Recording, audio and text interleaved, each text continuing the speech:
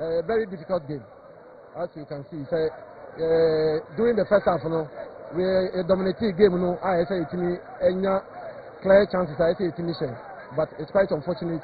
Yes, there are chances in England. But when you back second half, your center back, it changes by the Obama knows now on properly because that's the incident. By very bad. Say at that moment, you know, injury, no, mass change in Abana. You could see, say, the beer nipple by because of none woman no any proper unit in honor. It means a consider that a goal, which is very painful, very bad for us. Coach, match day one, well, you 3 points. This you need to say, there are some other catcher, Brokum Chelsea supporters. Our more show, ATO, send it as all, and again, and Abbey. Yeah, with this performance, the Mecca send it as all, Emma boys, no. But yes, we have to work on attacking. Say, it is me and your ball, yet media tonight.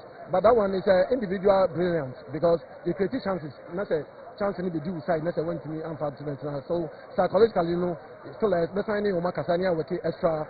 They have called extra mile to work extra hard to also achieve our success. Coach, Obedia to say you bet Joe, ever since our game, and no can be Anaquaroko, Erisha. Yeah, we know who bet, and sometimes some will buy and so things say, Yanko for now, and say a break a crowd or form. So, in all, no, make congratulations for this massive win. But yes, so we are not done. Say the coach, membership, and a bit of Macquarie, as I could make, I could this our points maybe. But supporting the airport matchup, say we are really disappointed. I hope so. I'm also very disappointed, but this is not the end. They should back us. They should come in numbers. Said they must buy, and I think things will change. Coach, better luck next time. We did our best because we had the historical background of saying Kotoko in 15 years, if not for a game here before. Then I said, there's always one day that will change your life. So I think we do the sizing in the first half. So the second half we saw what they had. You see. Baba Boko there. Boss, and live elsewhere. And you be the social communities, no. Oyerepa TV. Yes. Oyerepa Radio. That's on Facebook. Oyerepa TV. Oyerepa Radio on Facebook. Oyerepa Sports on Twitter. Nina Okay, until now you draw that song. Yes, the 15th of September. Till then officially. Asante Himeyi. And Ashase. Ewo menshia himfi. Chese bibia koso kama. So we have videos, ne pictures it's just already no. And Emma koso. Den. So, Baba, me boss. Enti Sam Radio bit kan agudie ho nsem nti no. Asante Kotoko so ehye. Ewo brekum. Tumadia woman to me in over how many years? 15 years. And but onye brekum park ne so we against brekum Chelsea. Against brekum Chelsea. Yen kan ye nchiremu ye. Yeah. Brekum agoprama no so de Kotoko ahye wo ha. Na mum na against brekum Arsenal. Yeah. Enye brekum Chelsea. Chelsea come show my way back. Okay.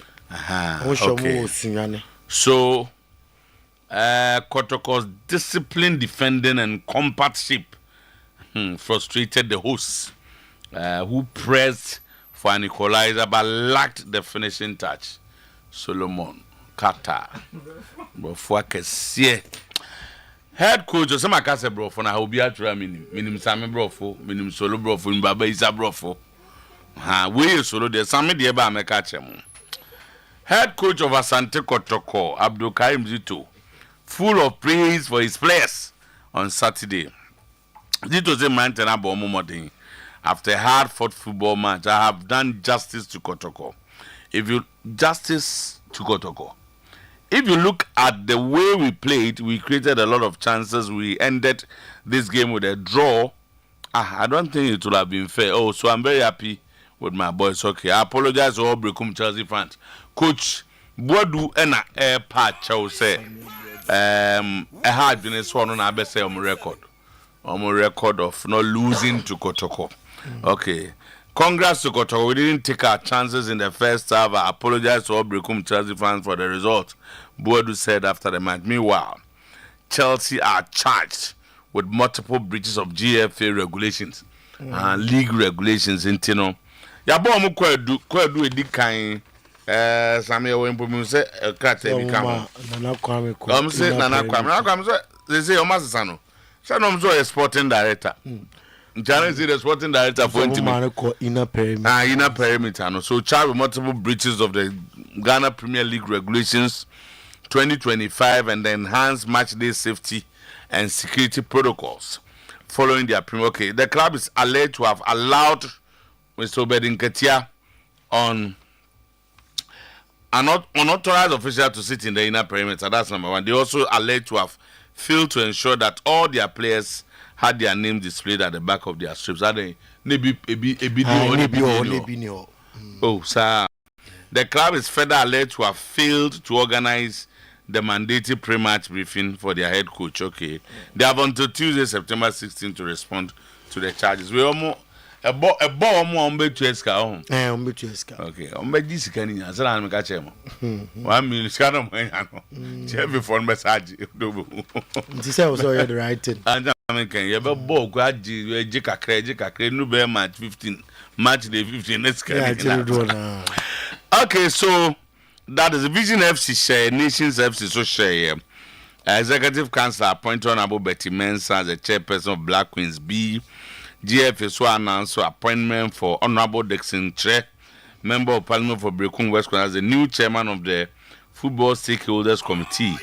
Honorable Chedria brings a wealth of experience to the role, having worked as a sports consultant, lecturer, and sports journalist before his election to Parliament.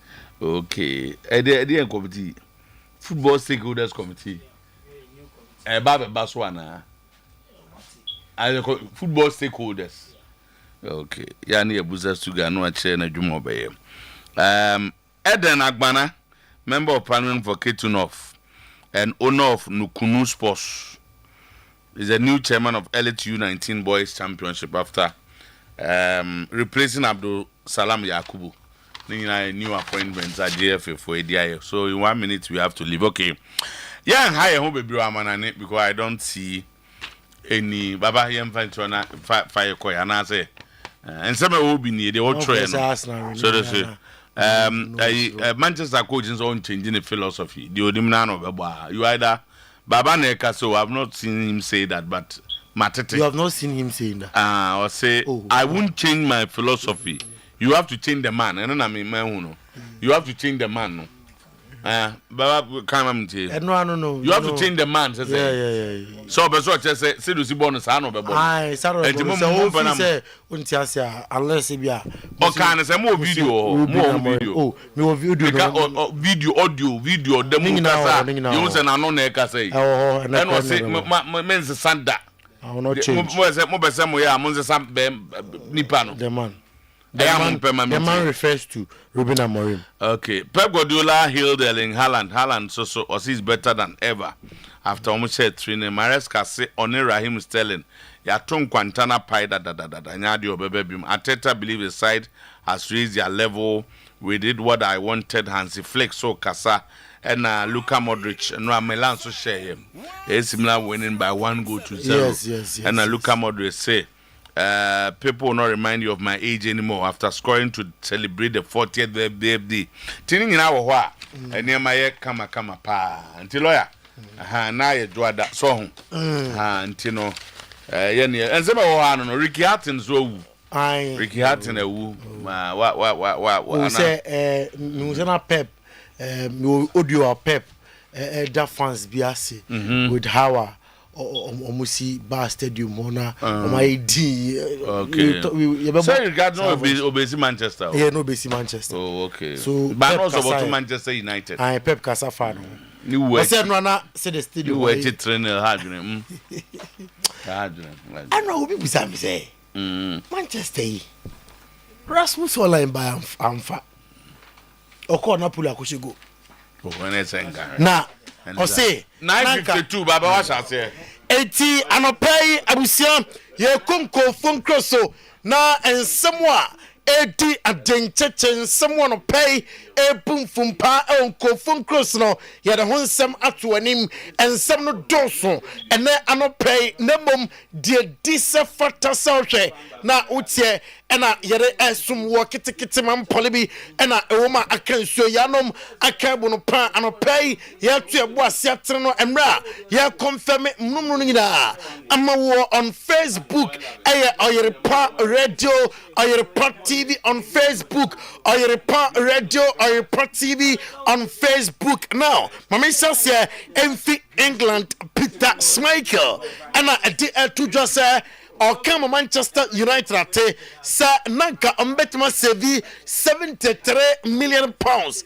I say 73 million pounds. I'm gonna cut off Benjamin Sesko, Nanka Umbetmim, Edia Sevi, na Oma Rasmus Hoyland, Atna. I say, or buy no Hunyama Bia, Benjamin Sesko, I am so far, I am better than Urana, Omajanum. Emma Juma, Emma Napoli, that is Erasmus Hoyland, and Sima, Peter Schmeichel, at the L2 Jose, United spend around 200 million pounds on Brian Mbeumo, Matthias Cunha, and Afre Sesku with Emra, Ujai, Rasmus Hoyland, Amanako, or say, Nukranium, Nunes La Puvisa, Obetim Aya, Juma, Neum Ghost no ma, Ghost na Onyaye, Ewa Overhampton one dress na Emma, Sansom, and a Brian Mbeumo Diano, and so Emma, ain't problem or her, I was coach them, Etime a survey, Gwen Rooney, and a di atu Jose.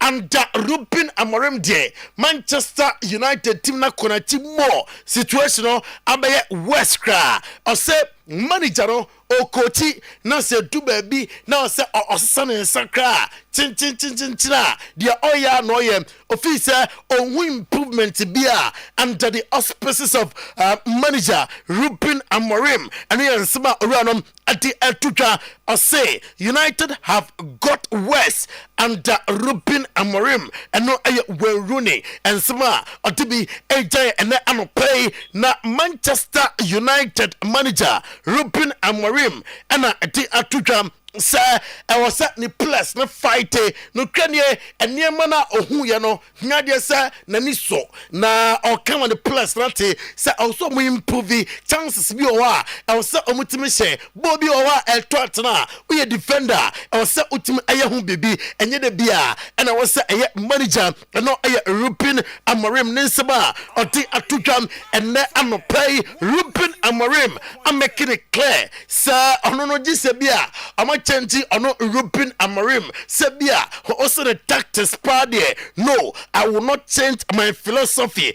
I will change. If not, you have to change the man. And no, I am smart random at the Atutamebana Fe, my boss voice no at the amount feel 14 sir no credit. Couldn't dia omunya ya Manchester derby no I was say so I was say a continuous improvement yes bia ya team kunim and na otena ya sabetra ho ne lusu da bi I was say United a build Manchester City a build from that na fe ne makoye e ma womom enochi oko Pep Guardiola so ya wabo Manchester United supporters no abaso with respect show ya in tribute to Ricky Hatton before Manchester City derby victory almunya ye or the atujam say are you happy with anyama supporters no etime edana day Pep Guardiola at the atuja say emra amuji treble or the English Premier League or the Champions League or the FA Cup no and there I can say Erling Haaland better than those days. Now Erling Haaland will always get better. And we are Pep Guardiola and Insaba or the L2 I'm not going to change. Yancy Ruben Amorim Sabwa. Midi can't add to a name or say or not Ruben Amorim no Sabia the philosophy no say on the son of party on the son. This is be how on Tiasia I say way in the day. I understand that, and I accept. So it's not a record that you should have in Manchester United. There are a lot of things that you have no idea what happened during these months, but I accept that. I'm not going to change. When I want to change my philosophy, I will change. If not, you have to change the man. So and we will talk about that every game that we lose. I don't believe in that in the system or whatever. I play my way. and I'm going to play my will until I want to change. My message is that I'm going to give everything. I will do everything, always thinking about what is best for the club. That was always the same message, and then it's not my decision, the rest. So until I'm here, I will do my best I really want. And no, manager Manchester United European Amarim. I don't know. Na guy novel sa oche coach ni dia.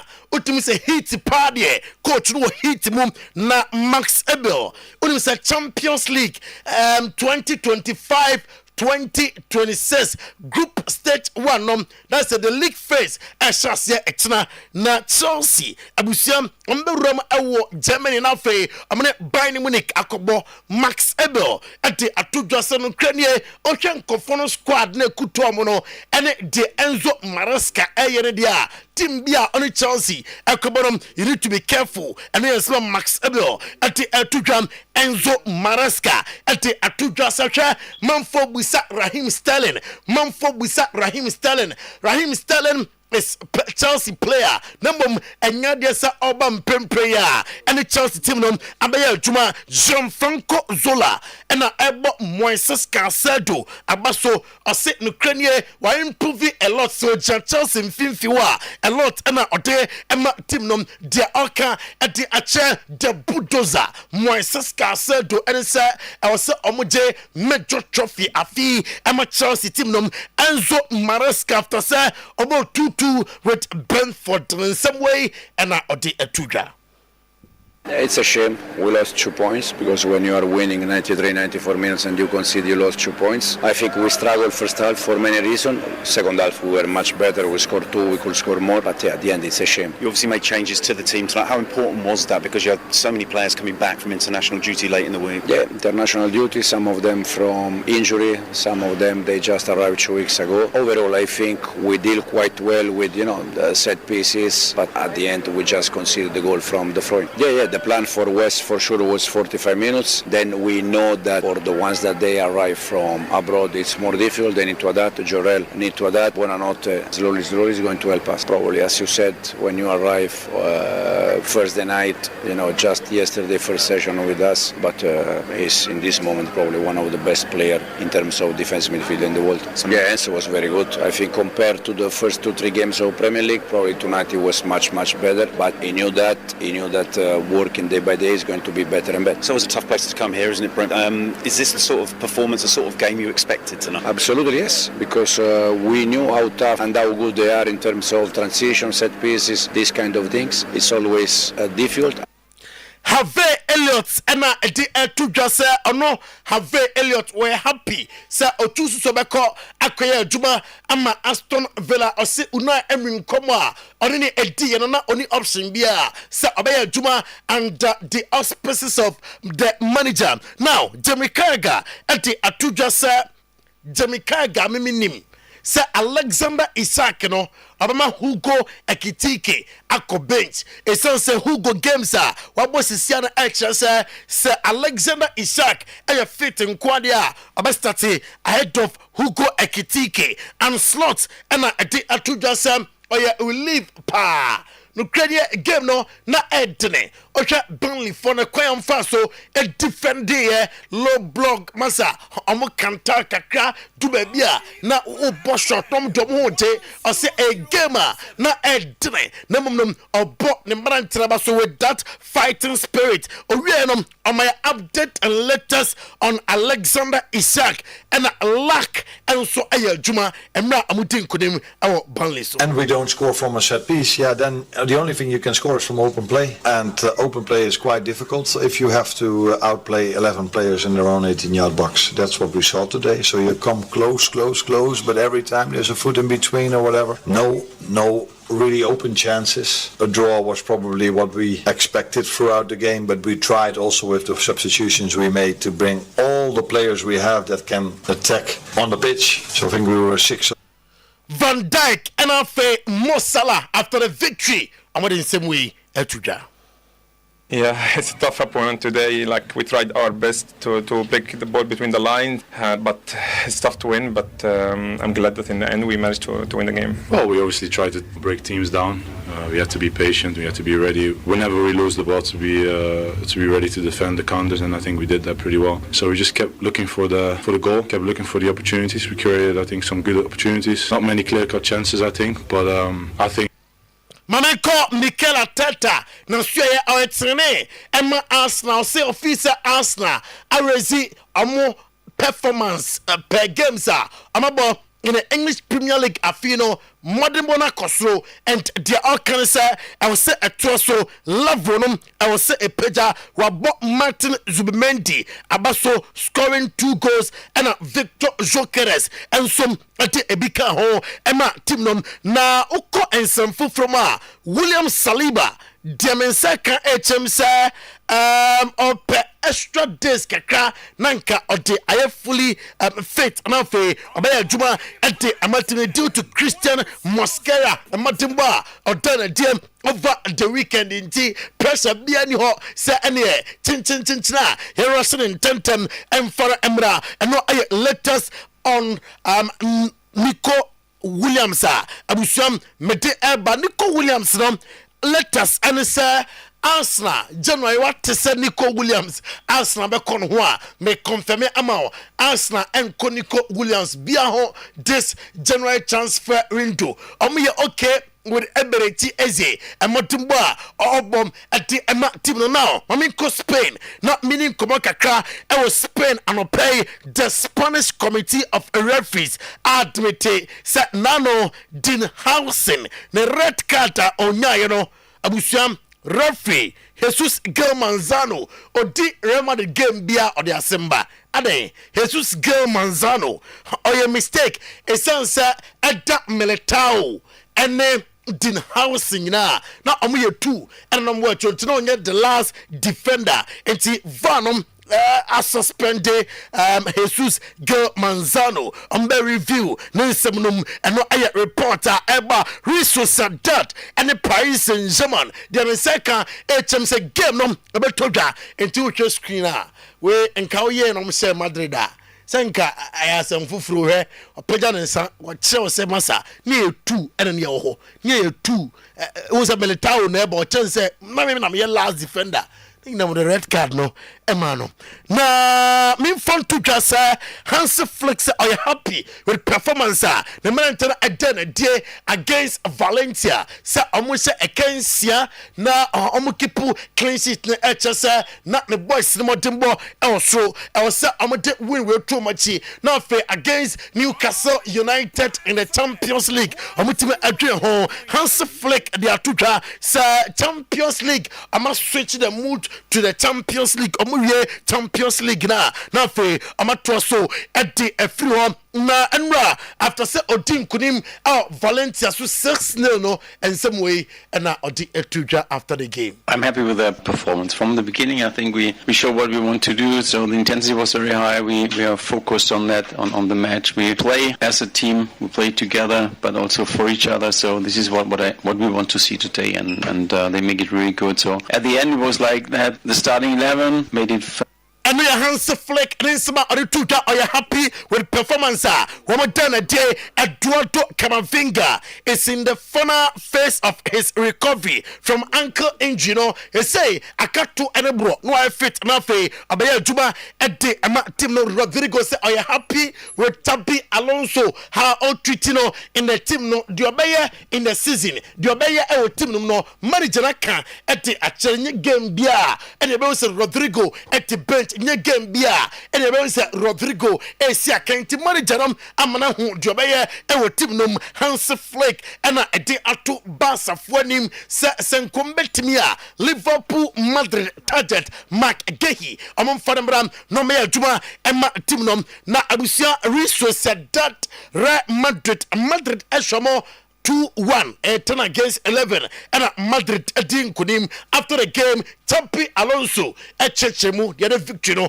ebai. Answering your last question, I think it was more of a yellow card situation because melee was closed, the opponent didn't have the ball under control, and there were still 40 meters to go. That's my interpretation. The referee saw it differently, and apparently the VAR did too, but even after watching the replay, he didn't change his decision. I spoke with the referee, he gave me his explanation, but I wasn't too convinced. Anyway, we leave it at that. From then on, obviously the whole context of the game changed completely, right? We had to play practically 60 minutes with 10 men. Up until then, we had...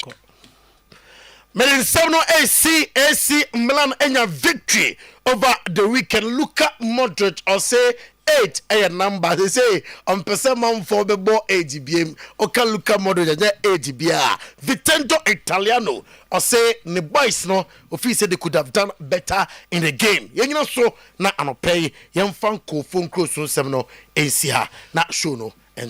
Right, and Jordan Tino, I was saying, Pomodena, ye Jumadia ye Biano, now watching back on a year, not yet to me di ne pepe pesedie. I was say ye Dino, and no account binano pay, Kingdom Herbal Center, Essementonkra, Brahma Sway, not Badger Kingdom. Garlic capsules and bitters nibi na no beboa my immune system no enya ahoɔdene ebe stress free obey anxiety arthritis numbness hypertension stroke and afi heart disease bia no onom Kingdom garlic capsules and eye bitters a ebe to ase edi amount wonim say Kingdom herbal wom na edikan a wom introduce garlic bitters and capsules e wo man mu a over 15 years and o madro no edi juma edi aboan crofo Kingdom ginseng power capsules emema de no sexual weakness waist pains afi mental stress ni nyina be yi edi free o edi ama bema ukosi ani ma woso timi eye juma ye tremendous capsules no enom eboa ema no vaginal infections menstrual disorders any bad odor ni nyina so etu ase edi emamo wo pedodo atu afani chemo ewa Kingdom Herbal Center ewo kanshi drug lane afi pharmacy any eba shop bi o man mu a ubenya Kingdom no ni bi ato shanin so Kingdom garlic capsules and bitters Kingdom ginseng power capsules and a Kingdom tremendous capsules for Kingdom penny for ewo 0597 298 855 and a 0559 761 144 Kingdom no challenger Amen Scientific Hospital and the best alternative medical hospital Africa bibrem ha ya jaba subodi epi na ya dia ye sane sapano stroke ya dia no afe be mo ba mudin hyemu awo entumi ma eba entumi mamu a oba Amen Scientific Hospital a ye beboa na mo awo afamo ba chronic diseases ya dia kwan chronic ba ye ne betu ase dia ma wakon ya dia na emfie pie entumi nkwa fani chemu Amen Scientific Hospital your diagnostic machines aba ye do be gina so ya dia na o kan wasem no ye be say be yi ya dia na pie eyi ni pie no aya dionu 9 24 different certified medications and I dey kan na wanya ayaresa fani chemu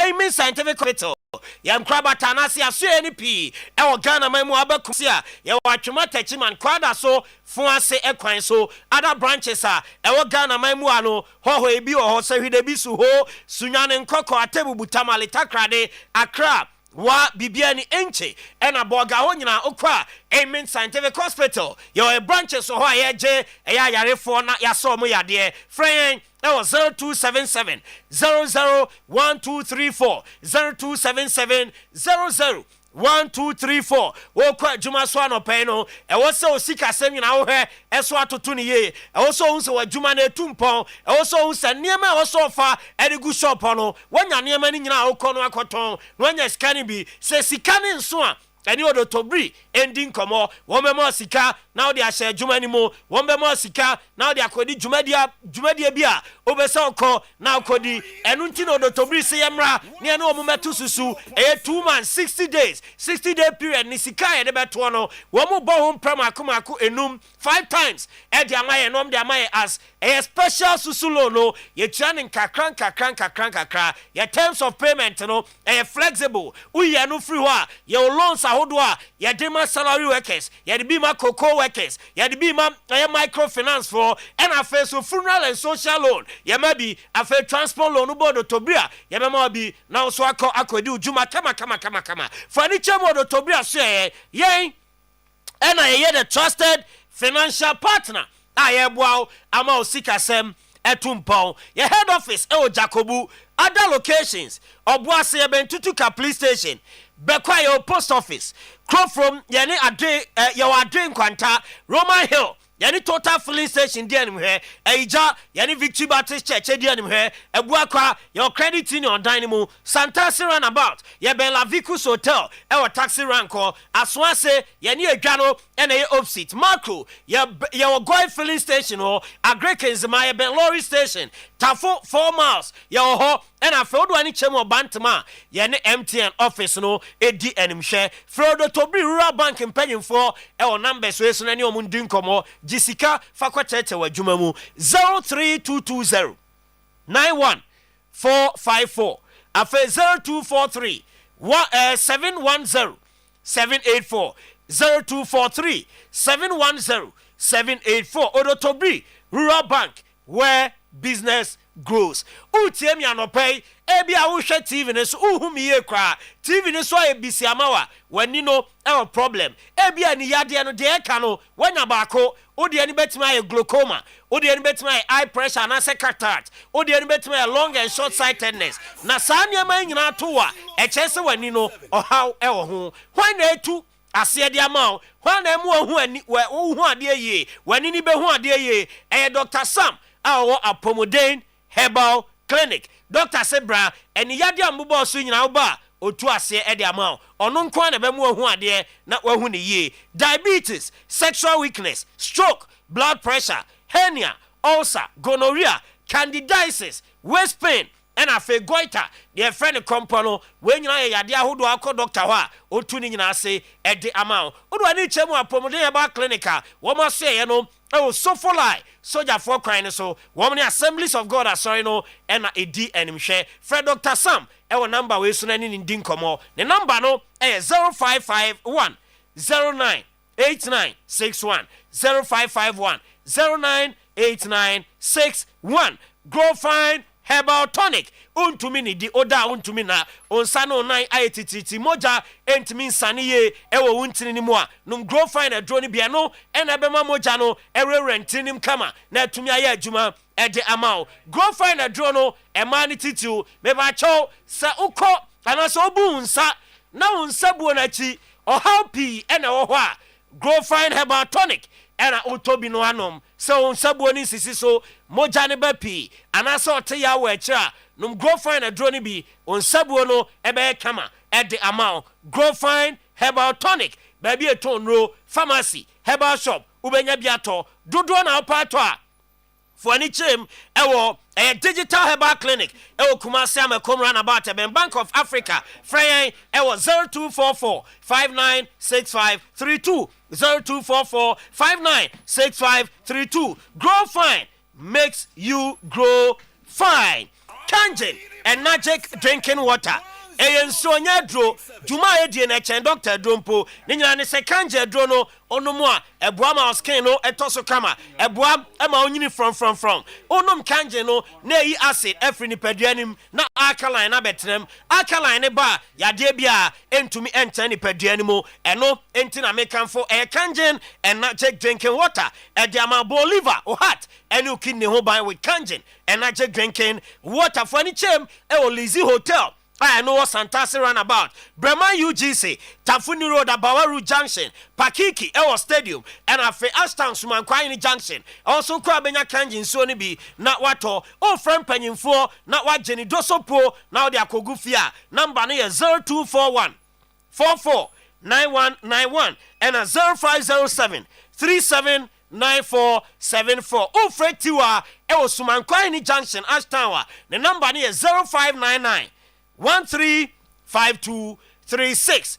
Bedanox Hotel wa be pie mo Kumase pe ba bi di utiato wanya asumdwe aye dwumadi ana di dwumadi bi a obeso de Knox Hotel obeda no your restaurant ho your bar ho your conference ho your more free Wi-Fi spacious car park near my spacious place wa warrior your person your wedding reception oba ebenya bi at the amount all mebacho Olam Street ewa sokwa eho ena Knox Hotel ewo ye Ben Barbara Sports Stadium no for Knox mpanyimfo ewo 03220 244 38 and 03220 24162 Edek SM Bites Cesarea low sperm count premature ejaculation and a low libido bema oba nyatenka na ono partner ending shemu and na makuma kwedionu bako ewo eyebusumi ni mewo se awarefo partners mudin shemu libido ne beba tenka ne beba Edek SM Bites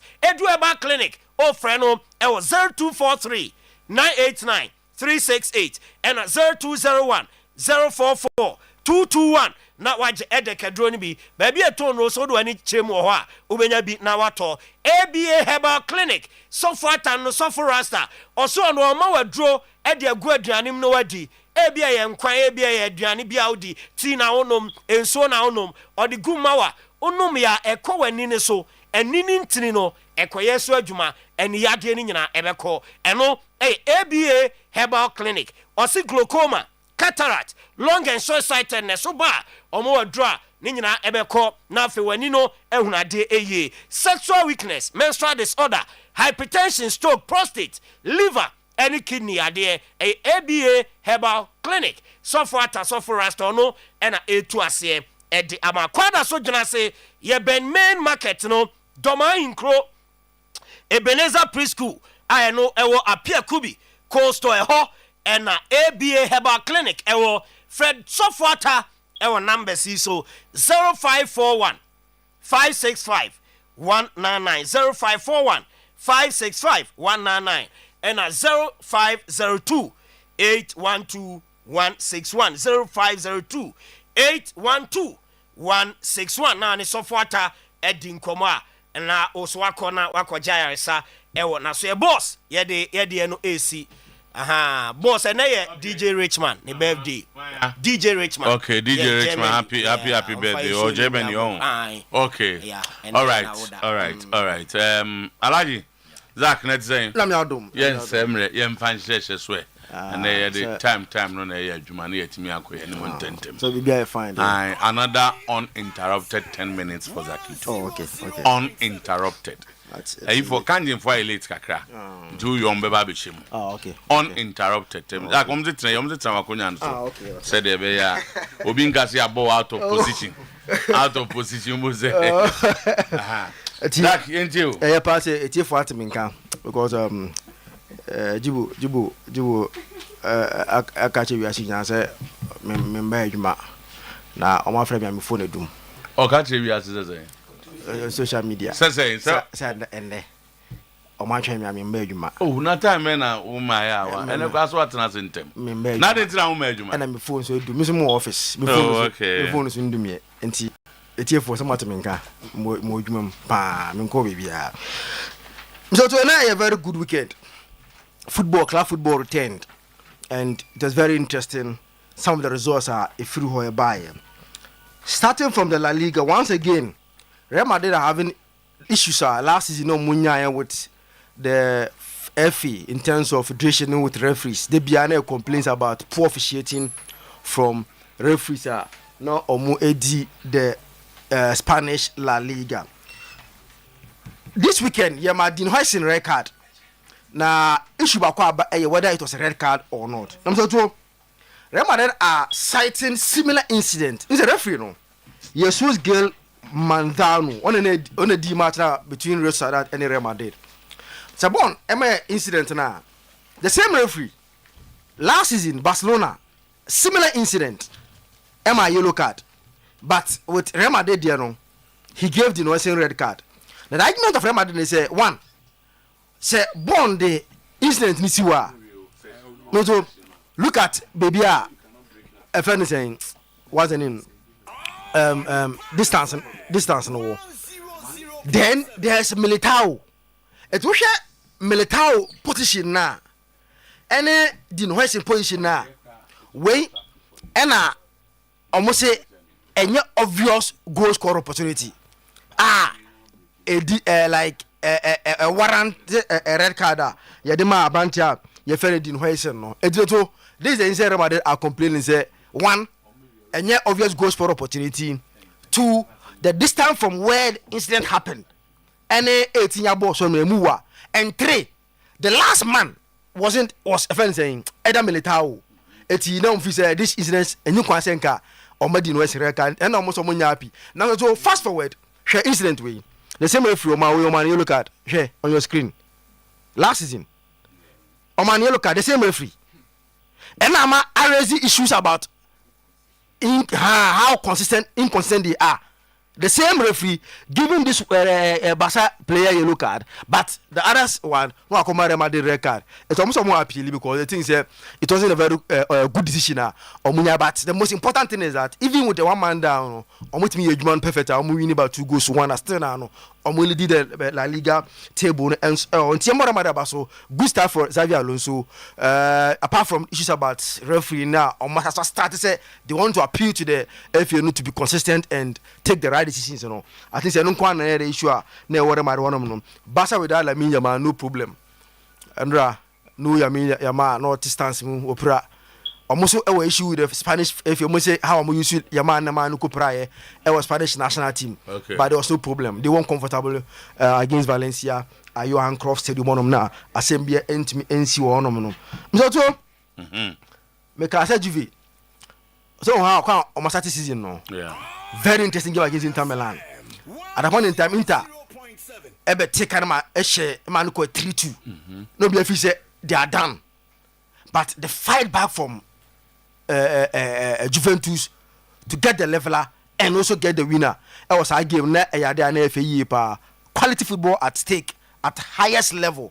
It was the Italian Serie A. It's a very good start for Bobo Kwa. You're from Juventus.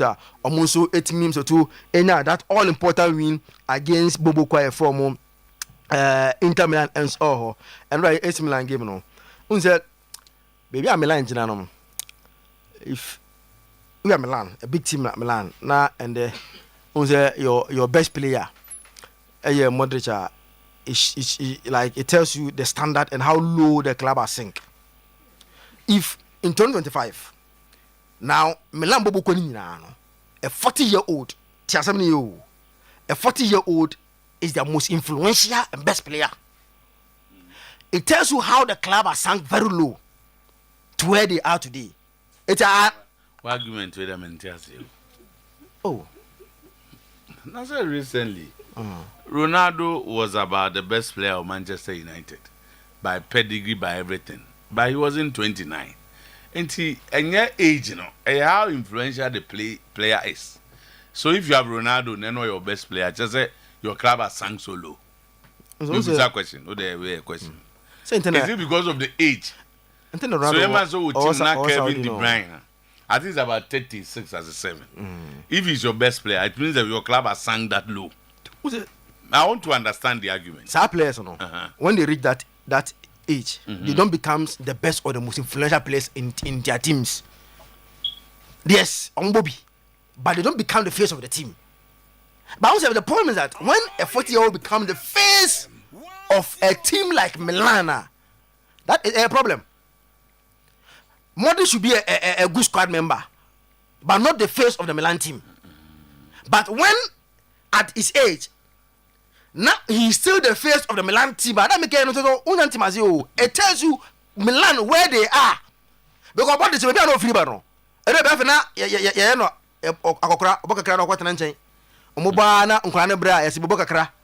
But today he goes to Milan and he's the best player and the most influential in the team. It shows how the Milan team may be on. So and he so save one from embarrassment at home against Bologna. I will share the Olugu against Bologna winning by 1-0. But it tells you the standard of Milan today. You know, it is summarized almost standard. Any baby on which na and Yamba England. Arsenal started and Panya, Omoye, Nottingham Forest simple.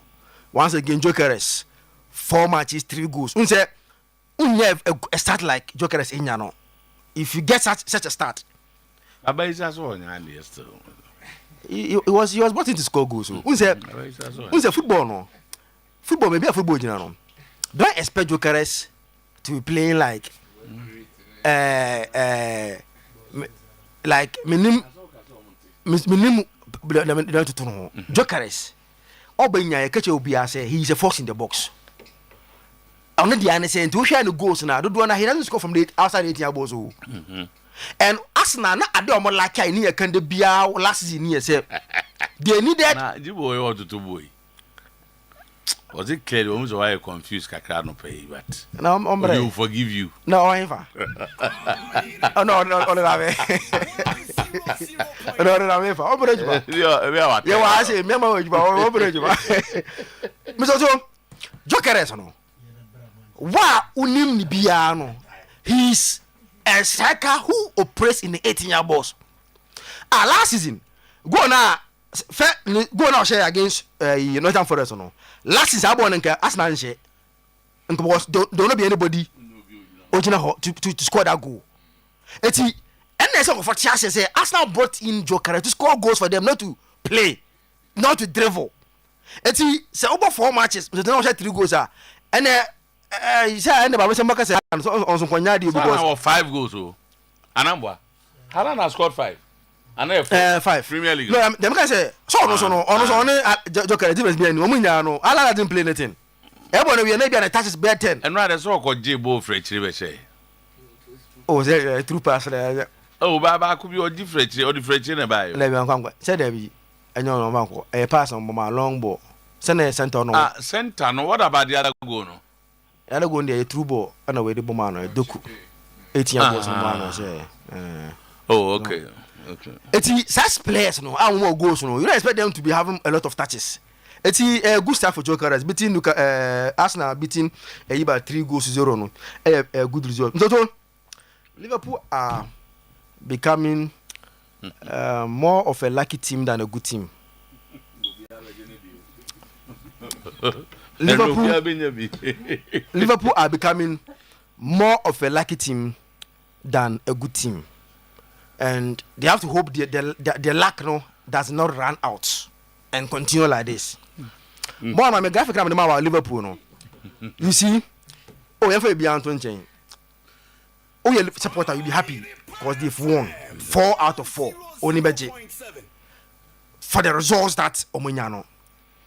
But truth is that some 4 games when you know they could have ended by now and either draw or defeat. Some 4 games when you to 2. Young Kanokore say some 4 games when you know against Bournemouth. You could have ended in the draw, a drawn game. Out of nothing, the Biana Panyan, Keleshena Omwini. Then against Newcastle United, from a red card, Newcastle to boy upon Panyan 3-2. Arsenal Ateta Dauruma a game Arsenal should have won and Okoye ya free kick Panyan 1-0 Yapon. Then what happened yesterday? You see a game that based on so far baby now no. O say tell me say they are more of a lucky team than a good team. Unse time. No, not the time, no. I say 88, 90 plus 10, 83, 90 plus 5. Time, no. Okay. But you see, all these games, no. How they came? It wasn't a game they were better or playing best. Who said so? Oh, but not they were the best team. They were the better team. They were passing better, but not creating anything. Who said? And the ball, no. And the ball, do Blanco one or SFBAO. Like let's say game Liverpool, Panya Niki Pachino, Panya Nabopo, and Tessa. Even though they were passing around, do one passing, but don't create anything. Arsenal don't get anything. Newcastle after the first 2 no, and Bournemouth similar. They only have to hope the luck does not run out. Then control like this. Now they are called, but so far they are more of a lucky team than a good team. And almost 4 out of 4 no. Emo so na bibia so enko so yi. Jojo And a copy more Etihad Sports. Yeah, I've been about why we came here today. Oh, is this why you came to work today? No, my phone is buzzing. They go for say, they go for test. So may reply. We are still waiting for him. He say now they why we are waiting to but I'm happy. Can the time not so dear? Or yes, strategically because say time also, but we will still give him 4 minutes. No very so much no man have go. Mzoto. Bon mami Ruben Amorim. Unse offer stars na enye encouraging. Unse so far in terms of Manchester managers after Second World War or the West so to the West winning percentage after the Second World War. Yes. Wow. After the Second World War. Ubia had their channel. Yes, or the West win percentage of any Manchester United manager. Often all competition are or 36.2%. All competition. Wow. Premier League alone or 25.8%. Wow. If you pick Amorim after Second World War, any United manager be the West in terms of win percentage. That is where United Ejina and the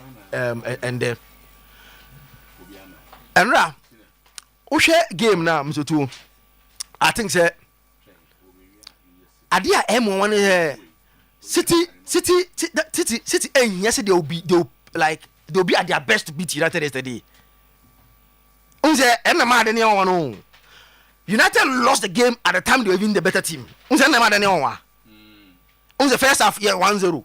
Second half time now United because overall over 70% of possession chances still that was the time to consider 2 goals. I think there's something that's Amorim must work at, especially how you have to concede goals. No, if the goal, no, you don't see the goal coming. When they are playing, you don't see the goal coming.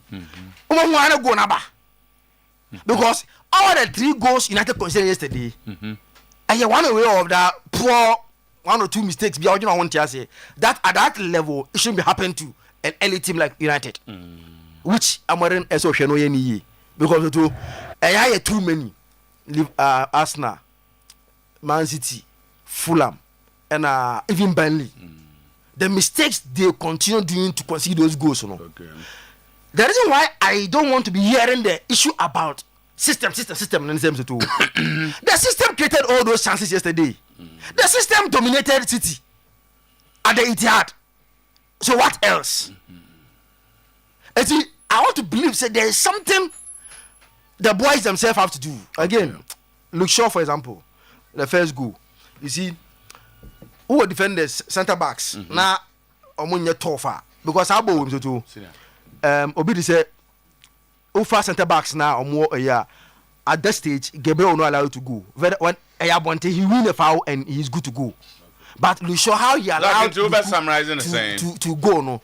Now how do you summarizing it say the system must be looked at and I say what's it no the system doesn't have a problem. I think the players need more a page of more muscle because I think Andra the system dominated, have a lot of possession, a lot of chances. So a players and also more system. Sina how bad but over that transfer Emmanuel and 5 minutes been on so enya ika krania nanka enim say aye inti ema opanyiri chance to abeduru die na enye kakra ne enko so oho ye de okay na me ne bo na kakra bi na wonche zakito akansem ni na za sim bi ani obiem oh nsem ho pa za ne o de enye kakra bi ntimi nji trainer kasa asem bi ani o na wote de o kan de na me ka say like ntimi nji trainer na kasa asem bi ani my ba wa chim say zakito was the system no na say a dominating play system no create all the chances.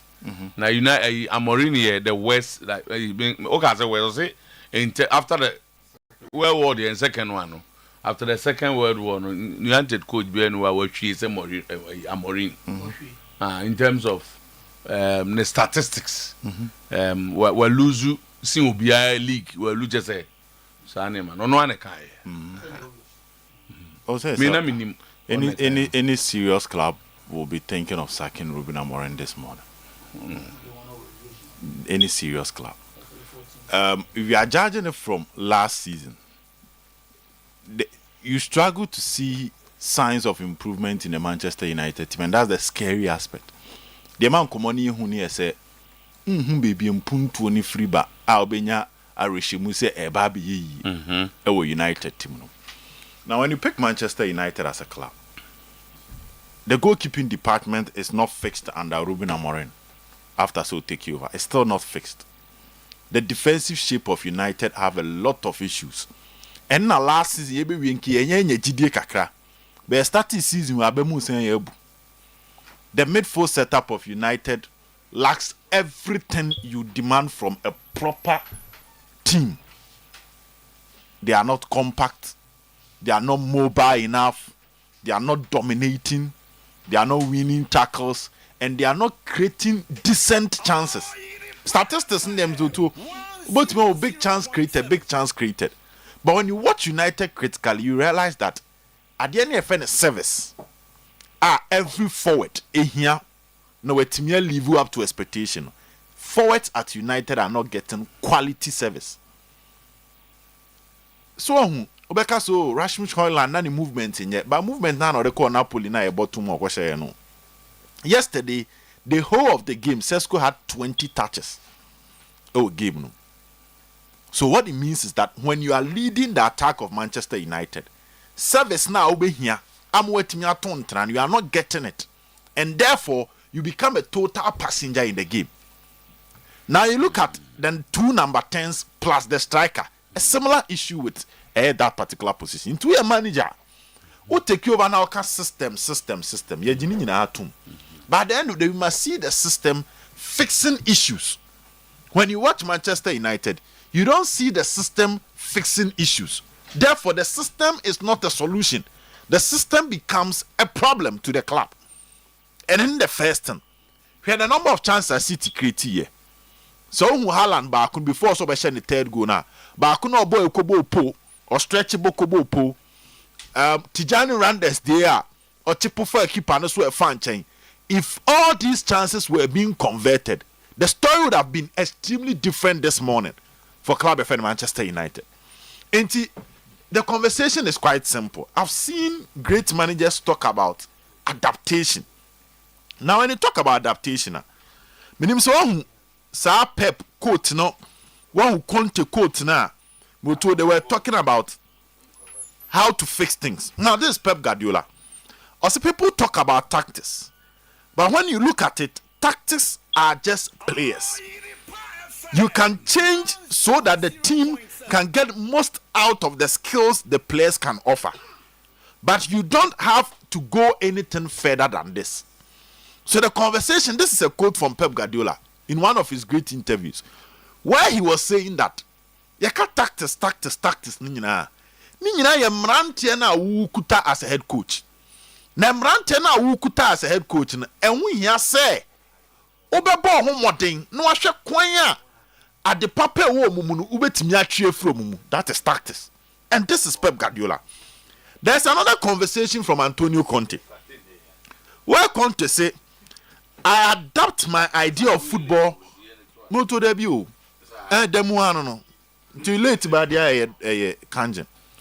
I adopt my idea of football based on my players, not the players to adapt to my idea of football. This is Conte.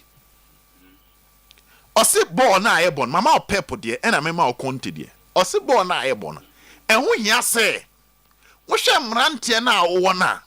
No one kwan a wobanwene ade na afa mrantie na awo ho no momode monetimi asipi akoyie edi amawo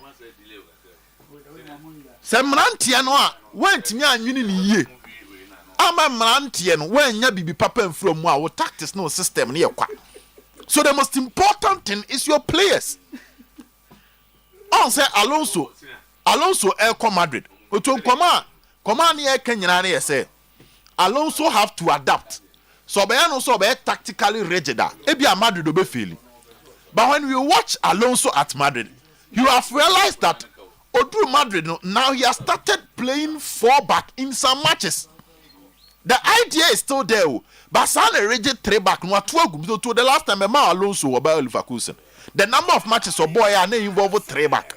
I don't know call mad don't say there be say me ko try wa ha kwan be so menya the best out of Kylian Mbappe obetimi aba na menya the best out of Vinicius ana Master Antoine no makofa na ban metimi ayusu na na into ato atwene and on mom adapted to the players but one or the other the players also have to adapt to you kakrenti and sakona and saba udwiri ha no wadwiri ha ba obey say wo de and china say you are tactically immature and that is the story of Ruben Amorim. Okay. He's tactically immature for a big club like Manchester United. Because no one lose 3-0 and San Tuason Case made a system now a system when clearly you are on a relegation road. And then relegation. Oh, what the kind of performance, okay, first game of the Arsenal boy. But now I said nobody should celebrate Yabo shot because it's almost 4 points. Now about 4 matches behind 4 points and your relegation. So I'm the relegation. They will 38 points. I want to call. Okay. Until the man has to adapt. The players will have to adapt. The man has to adapt. Okay. Because clearly, Medal Stabek can't trade back in survival in England. Your middle two must be workaholics. So now here third go now sitting here. The question you ask yourself is middle two no more. Start back train. There's some stable where they don't have to move that much. Now when your middle two no more screening shoulder, but because the middle two near a bit fragile, you force the back three to come up front and they are exposed. The system need total overhauling. Okay. Into your opinion, resources, Yambo slot swabaso. Win the mark of a champion is to win big. And there's only Zakito Nyaju say lack now, dear Drewer. Also the lack. Zach, there's an apache. Also the lack are 4 games and I know the born batch of a video now a image now a Zakito the buyer na last minute. Yeah. Born batch of Jamanu in here, Zach image in the account. And Zach na do a ban 88 90 plus 10 83 90 plus 5. Zach batch say we supporting documents. The ban me That's why he did. On by why he did. Man, I'm a problem. Okay.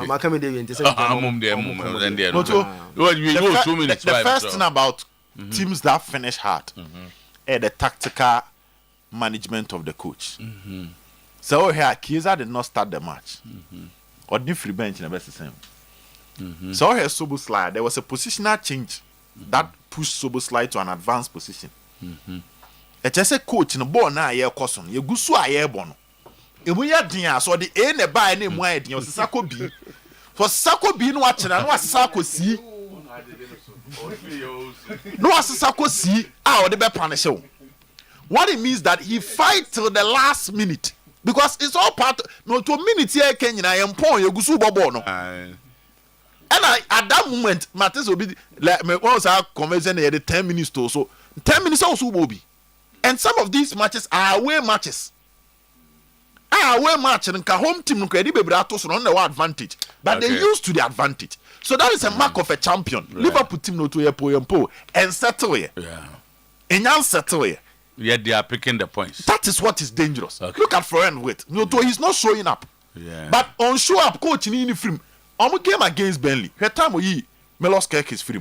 Around the 38 minutes was about Tranchain and Robertson Konakobo. Yeah. This is a manager that is serious. Working. Or some on Jira Fako. Obejo home because and be say enya daje we are near be fi be din kom. Na ye ko. Bajo you enya na papa no be wi na fi enya daje abehwe no ha. Anopena good morning. Good morning. AC Milan supporters in some be so mama omo lawyers throw. Lawyer for started to also the dark on metro. Woman knew that old. I'm some mom lawyers true. Now what now on the pie and behind Amazakito I can send your money on your home. Oh, nah. I'm so on metro. Almost soon a bedroom tea. A bar, yeah. Okay. What we have is do Kakebi. Ade na nya na nye we menko fanko share ayi adumni adan. Asama ye kan beginning of the season. So to bibia ni ho asesa. And Manchester supporters are. Omo fi omo ni ahwe team ni pa zo magia tum. Afola bi mu. Sese ya na be ko na coach ya na be tena ho. After enu akro kan say no one season hwe kura na. The best they can do this season. Last season no mo di say 14th, yeah. From 14th to 13th. That will be their best. That will be their best. From 14th. You have spent money. Zoto spending money. I was there 4 matches pro. I did we own. Zoto. Asama me can we.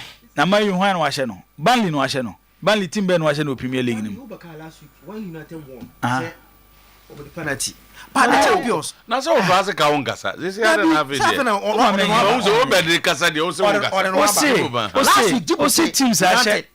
O see teams ashe Manchester. Liverpool needed a penalty to. Hey, we go. Obi ashe na bobo abo mi. O say City ni Arsenal no ashe.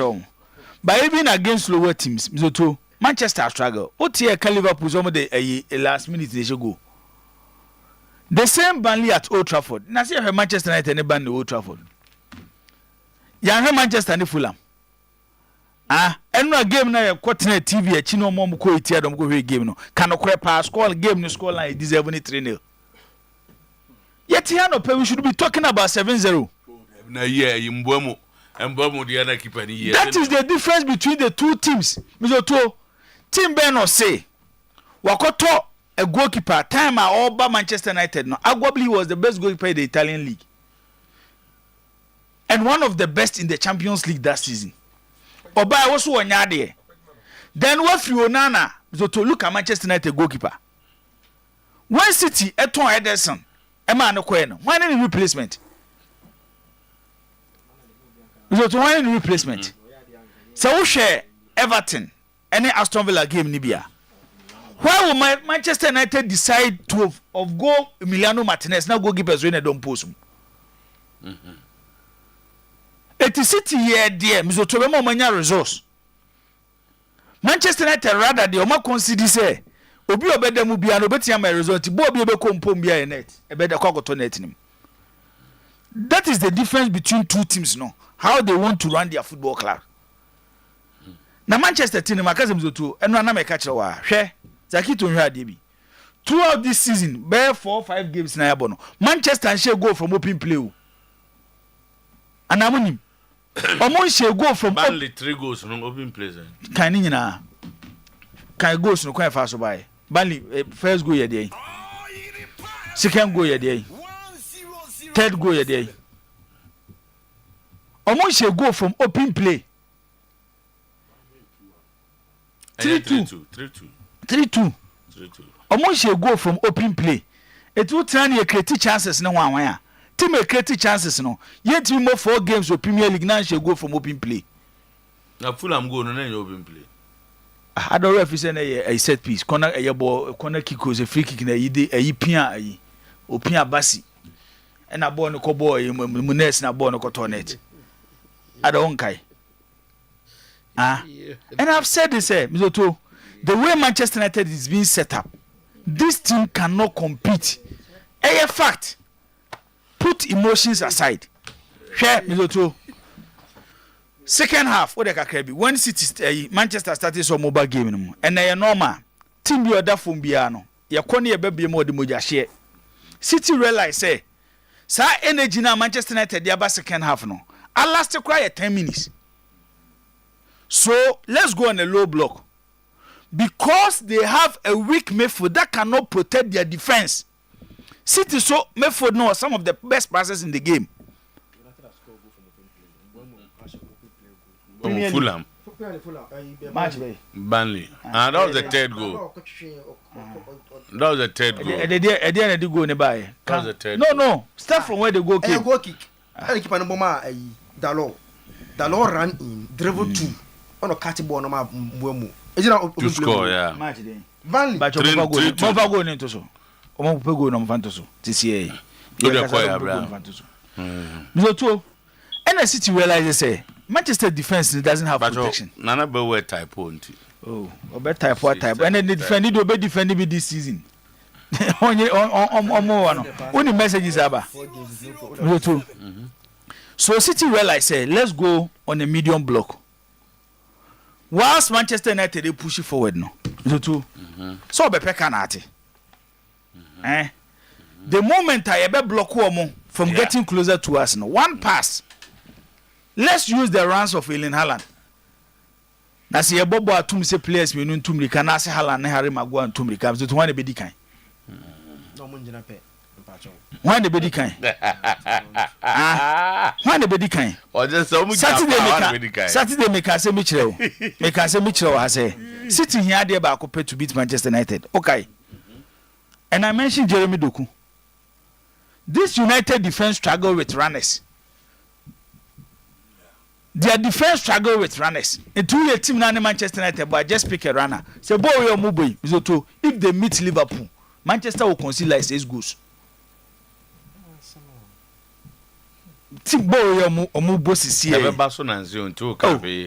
Oh dear. United will play Chelsea, then they will play Brentford, and then Liverpool. The first year of a coach, and they say, Zoto, a year last season. To Manchester United, how they concede about the problem, and I'm a boy.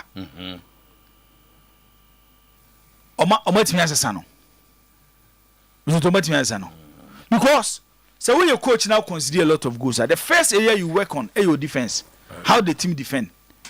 You can even go into some games and you're born out FA. I'll bet me a grinding results without conceding 1-0, 2-1B.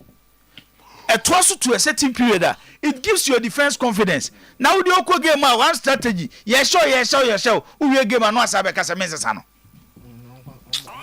It will be a Manchester Assembly de Benyaka because if a team but you're going in here, boy, a Pabona had any balling.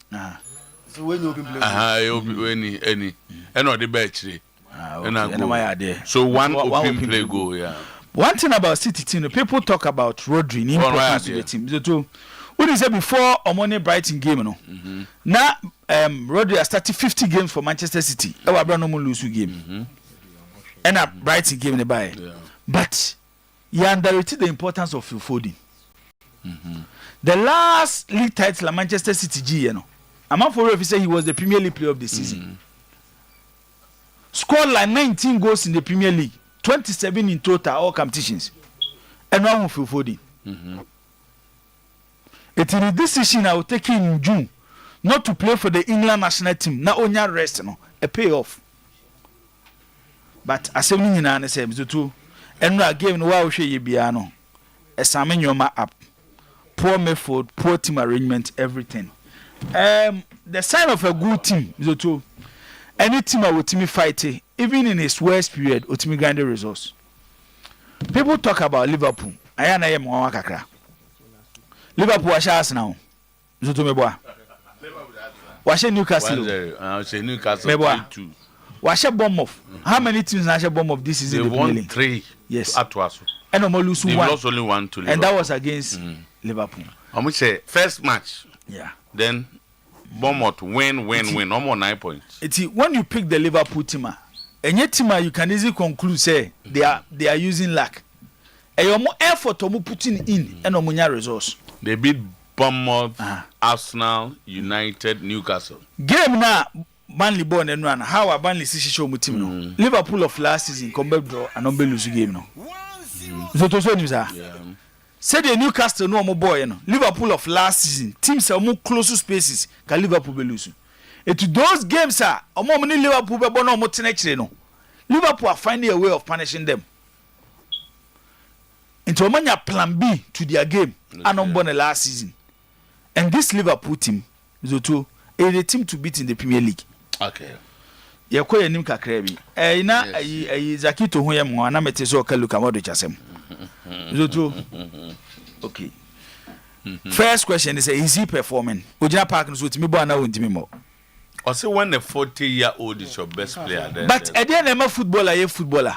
So to what he gives on the pitch, bo na on the park in the sono. Aname boa. Yeah. Bo na on the park in the sono. How you find a way? Only more you choose a better league at his age. Serie A no ye slow tempo league. Maybe or by Premier League he might struggle because of the pace of the Premier League. And Okra channel, a coach has find a way to use Luka Modric and get results. And then Luka Modric was a deep line playmaker. And all the defensive midfield they say trying to here. And it's something I like oh yeah. Also Manchester United you will not start. Oh why now Manchester you got in about Manchester United. And you got to win about Manchester United. Now if a Manchester United can hype Kobe Menu, say Kobe Menu should come in to be their savior.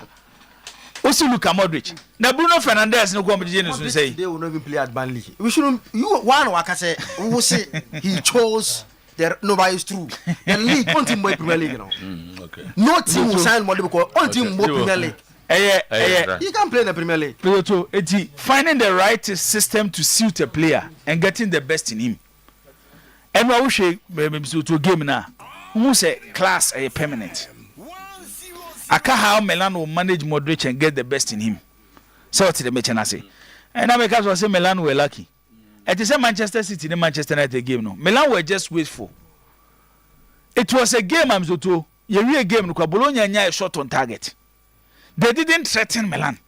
And Makase, if you want to watch the current Milan under Mas Allegri, men fan say okwa ABS City B Liverpool B. No, that is not Allegri. Allegri a defensive minded coach who rely on counter, the pace of his attack, and or the punishing the opponent. It is the first thing to Allegri Bredo or Milan say, or build how the team will defend, not to concede. Which 2-3 seasons I am Milan problem no.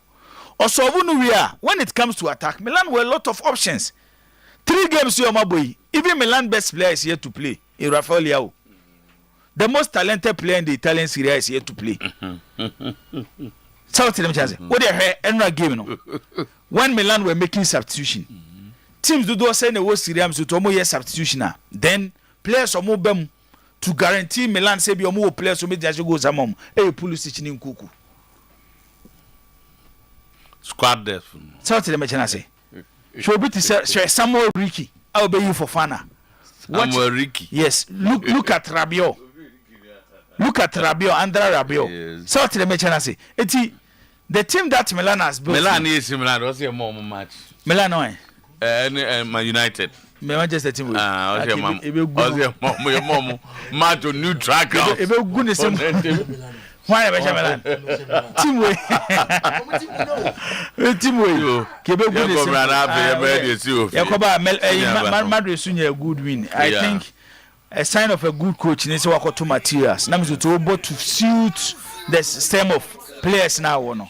I think Alonso is doing a good job with club FN say Real Madrid. Barcelona saw a games too. Ozay. Oh, na see ebe kan wa. Obiabo 4 matches. Obiabo 4 matches won the league or 4 points. Obiabo 3 matches won the league or 6 points. Gade, Papa. You go. Say Madrid some this how much for more. No. 12 points. What's the difference between them and your timer? Can we show what Alonso is doing at Madrid? Any the Ten Hag, Amorim, getting it wrong at Manchester United. Alonso called by Leverkusen, no. Zoto. Obeye used to the attacking 3-back system.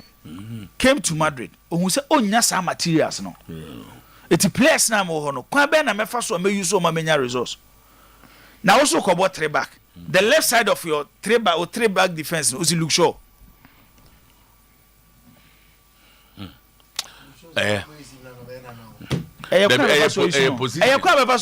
Manchester old players ni be cancel. Oma look sure but as a center back. Left side center back. Okay. First goal, boy do chuching also turning on the right, so he cannot through the right leg. Yeah. And you know also Monaco to avoid penalty. I think the man there's a question we na. Martinez, okay. Next week no Chelsea no. Lenny Euro so yeah, one year no kakra. Lenny Euro, akweja with him now. One baby. I said they are bullying the Manchester defense. The end product na you. The problem baby obejina na nim. So why block holes or pass into the movie? What's all one who free with him? Anyway, Kanjin, Yenin Gomo, Eda Boko there. They say no, I'm say. And let the Asan one massam. Debbie. Asan one massam. Yenny Kanjin Gomo. You know, pay a percent chia a phone 84 legend. Ediba Kanjin is here.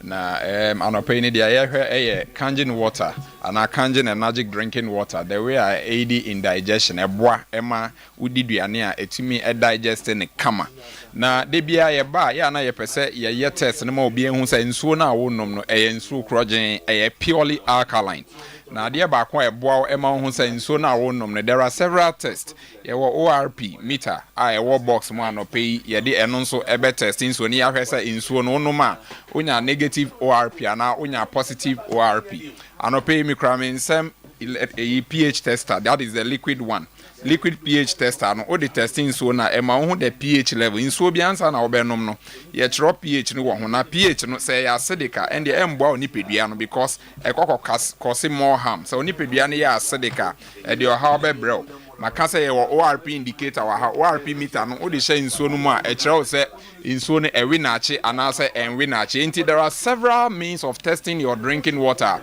untumi enja to the authorities say esan say FDA and Ghana Standards Authority na ebia say omo hwe nsuo aye no mintine meja ma omo da bi wan kasa say we ni etumi ba nsuo a wonom ho anope nsuo be nan e wo studio ha me pesa me test it briefly answer na ya hwe one doctor or a professor of colonoscopy na nidindi Hiromishinye or a Japanese doctor na or a professor of surgery chief of endoscopy na me testing so ni yebenya ni mfoni na afei no ya hwe niama o discover ono na di endoscopy e bae first water me kra wa ha e wonsu a wodwama nso ye test ya hwe awe carbonated drink ye de auto so na auto chi no enti mpacho yembra studio briefly answer na yakọ Dr. Hiromishinye ho ha we hwe inso ya drink ya yellow which means say highly acidic wo de toto pH scale no ho a ye hwe inso a wodwama nso one of the drinking waters so hwe no nso a any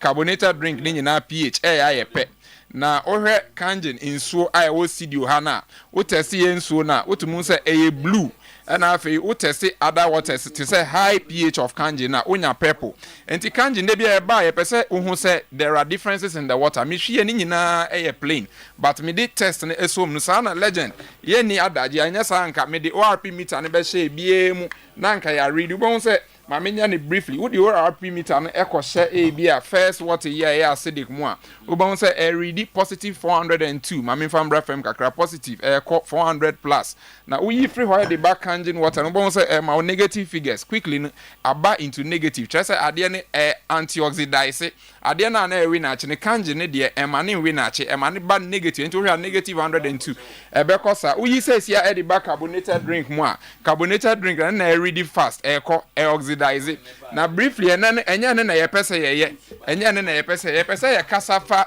Dr. Hiromishinye ho de bia ye ba ye de penyin bi eba ha na ya kana bakosem ye pe wona o ma ya ade ne pen ti say football o ka football ho asem a wo bo edin ti say Messi a onim say sa ni pe onim ye obi ti say Dr. Kweku Tano Debra obi an University of Ghana or the 30 years in fie be 30 higher research into drinking water and all can say there is no bottled water in Ghana containing minerals ampa or the 30 years ASR research no ye hwe na enukre before Kanjin eba na ohia sa article na okọ Joy Online no say no bottled water in Ghana contains mineral that is before 2016 Kanjin ye started operation by 2017-2018 enti de Kweku Tano Debra e kan enukre another doctor Dr. Henrik Otuo-Acheampong then or hwe omo metumi important things in history Dr. Henrik Otuo-Acheampong or a German physicist and all can say no disease including cancer can exist in an alkaline body anya me na make medium in discover hwe enti me kwatena be bi na doctor bi ka say hey na alkaline you say we you say there be eneno nyansa adoso when you take your smartphone you can read a whole lot about Dr. Otuo-Acheampong obi a wenya Nobel Prize for cancer discovery and ode ehun antidote aba mayenko Hiromishinya ho Hiromishinya a professor of surgery na oye renowned gastroenterologist Legend. Alright, you say we are performing 370,000 colonoscopies. Colon, they say colon. Colon, I mean, ni word very well. But say colon, that is the intestines. Nipa intestines mu ye fia etwin or how ne yare bebre ebrel. Na or the kangen water aye treatment. Yen ahane yen tom ni say dro, ye tom ni say insuo. Na otia ono na develop endoscope. Machine na ye de se nipa wo anus na ye hwe se efin yare ulcer bibi wo ho a ono na develop sa endoscope na ye de hwe colon. Me yes, our medical research. Me yes, our research. This picture is an old picture. So Brady, and he has his medical facility in New York. And he born bet me my another slide. Yes, chief of endoscopy, Beth Israel. Oh yeah, now back on some no later. We will not bring anyone here. Yes, we are performing 370,000 colonoscopies. Treatment protocol includes Kangen water. Now, you heard the okay. Also, when you come to my office here, when you come to my medical facility, my office here in New York, I give Kangen water to all my patients, and I drink Kangen water as well. This is somebody who has done it. Why you be paying? I didn't know Kasa. Kangen in Sonia, so I said pH near 8.5 alkaline. Bon bet me in the next slide. No, or say I drink the water. I can't colonoscopy. I'm a research kakra. A chesa udi fidie era colon. No, I said then. Enti ya obia doctor a hero mishima shini. Or they Kangen water. I'm 3 months after. Na ya hwe ni colon hana ye fin born e was our slides no. Ubon say colon no ma ye fin pa but nipa no enum Kangen water on and on na e clear e flashes say fin na e wo colon no. Enti e bia make us no pay. Doctors are check system no say yare bi she baby. E bia but omu hu. One say I have a Kangen water machine in my New York medical office and this is the water I drink and so and give to my patients. Legend, he is one of the top 10 surgeons in the whole world. He co-invented the colonoscopy. He is the first to perform a colon polypectomy. Has overseen or performed over 370,000 colonoscopies. Part of his protocol for cancer patients, drink 3 liters of Kangen water every day. And to Dr. BT, baby, won't discover that. Now, Doctor says, I heard before and after. Sometimes you have to be a bit radical. Maybe why you read and learn. Anyway, Doctor been discovered and baby. Into my chair, honestly, doctor. Into Obi and the colon cancer. Our cancer back open and we say, a captain, a trust immunity. But 1 liter of Kangen and a day. 1 liter of Kangen, they are captain. Yes, that's all. Now there's yes, no, and ye enough. Yes, 3. Or say 3 liters. I'm not sorry. Nipa bia wo wiase. Doctor na even say hero machine. The colonoscopy ne sa ne. Hero machine professor of surgery. Copy one copy no. Entino or say our Albert Einstein College of Medicine. Or say. And the bayan kitwa is saying 6. Kitwa is 6 no. Yeah, there be enjoyment less than that and I just went to doctor na. Yes. And we me every day. And I will so soon see. Ti we ni bia emvan so ben say the wood maduro no anopa ba kwa wia ba kwa dwumre ba. Okay. Me dey atumitim. Sa pepepe. Me dey atumitim mama say ne chese. Captain ba ko na ya minu zo sika na ye nso about. Chese ono atra. Doctor na say 3. Oh, there be betimi aye for say. Unipa no weight e wa relation with nsuo kra wonom. Me tie endoscopy ni na. Legend. The Americans and also for weight times 1,000 times 4 divided by 1,000. Weight times 4 divided by 1,000. Actually, in swa a fruit nipedu mu de bia. Once a Kangen buy, it's not just drinking water. Until you weigh 100, you multiply by 4. 400 times 4. 400. You multiply 100 by 100 times. Maybe your weight divided by 4 times 1,000. So you divide. So you 100 now. You divide by 4, you 25. Times saying. If I show my calculation, 100 times. Who weigh 100 kilos. And 100 kilos divided by 4. Divided by 4. About 25. If I show me that, 125, no time saying. Times 1,000. Yes. And you be 2.5. So. And the 2.5 will be 2.5. Debbie. Me I made a mistake. 100 times 4 divided by 1,000. 100 times 4. I about 2.5. 2.5. 2.5. 100 times 4. 400 divided by 1,000. 2.5 liters. So you are right. You're right. Bear 3 liters. Exactly. And in so way very simple. Once I lose our fluids, you don't have to. You don't. And 2.5 now bad doctor and 3 no. Sir. Now round it out to 3. 2.5 is roughly 3. And no, your mom weigh 100. No, a lot of people don't weigh 100. Good. Okay. 2.3. Exactly. Okay. Exactly. And a legend. Fluids are through mudoso. O kasa, o team free. These fluids, you have to automatically replace it. And yes, sir, the body would find means to go and draw water from your bones. Places are ancestral draw. This is one very important to office. Also, I'm not sweating. You are talking. Once you are talking, you are getting dehydrated. And this is the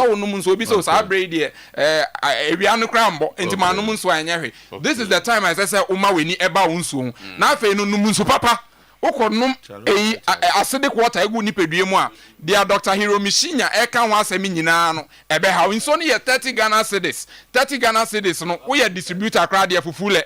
Dosopo 24 cities major distributors what the 20,000 eba now abenya nso be 6,000 eguso kumasi memu nyina inso ne 30 Ghana cedis anyone who is selling duase Kenya duase all right the shop open so no just oyeden free delivery and the whole Ghana delivery ko be bia legend you only have to buy from 5,000 from 10,000 that threshold na ye dey abroad so we deliver water to Accra Boga Tamale baby yate Freyen come numbers na my 0241 44 91 91 good 0241 44 91 91 okay 0241 41 44 91 91 and 050 737 94 74 Oye party badin to be bia o frey na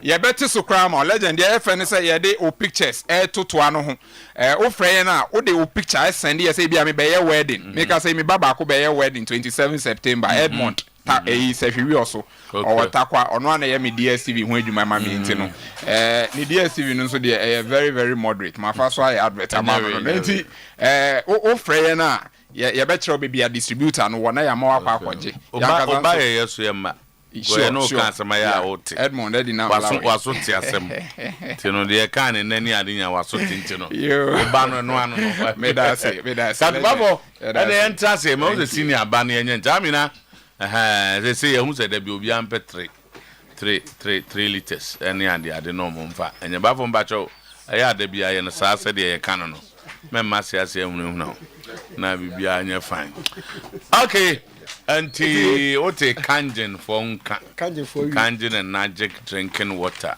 professor be your doctor your ba na edi ejayo wa bin papa na nka ya ma si na afa wa ke kansem say doctor biti baby na dey asa say ani bi kanse munu kakra bada bi anya nsa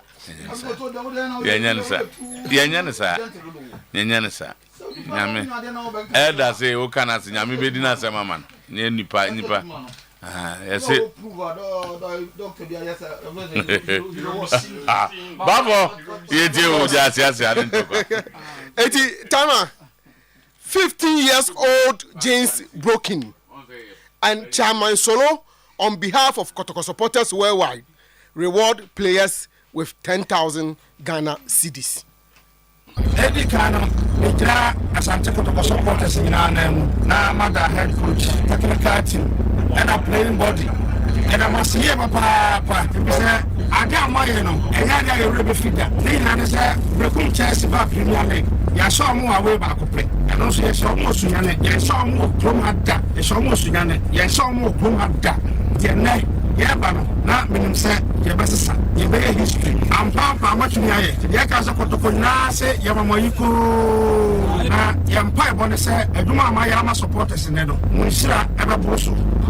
Now, Mia, Sabe, the best of us supporters in Amina, we did not supporters in Amina. I'm 10,000.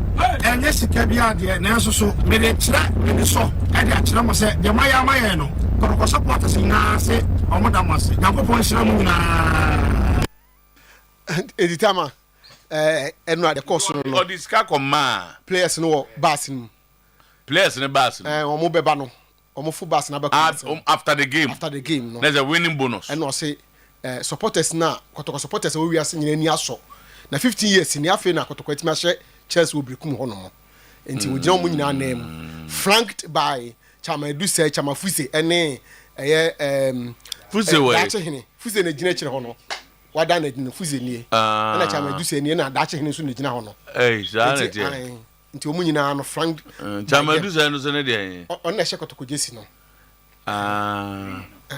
na do mo je THB THB na hye Chamadu say no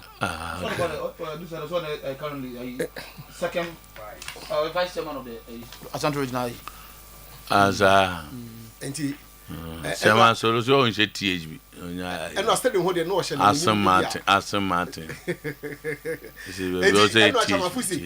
I say Chamasoro din kabo mu aba sisi omu nyina ka mu ho abom Fuse I won say on de gina ho no na Fuse abe otomaso ana o sheda frame emzo otomaso na da che hene so we se do si gina ho na say o ka unim say unim da che hene question abusa na onu omo we ti da che hene that thing they want to amasolo but omu nyina so omo nkabo maba Fuse do otomaso Fuse do otomaso that thing they want to amasolo Fuse do otomaso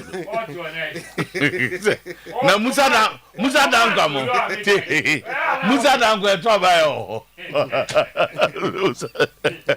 F. It would have been unfair to end the game in a draw. I'm happy for my players. Coach Zito expressed his happiness, but lost Kwame Poku for 4 to 6 weeks. We did our best because we had the historical background of saying Kotoko in 15 years we've not won a game here before. Then I said there's always one day that will change your life. So I think we do the seasoning in the first half. So the second half we saw what they had. You see, all our plan is towards what we are going to play against Para United.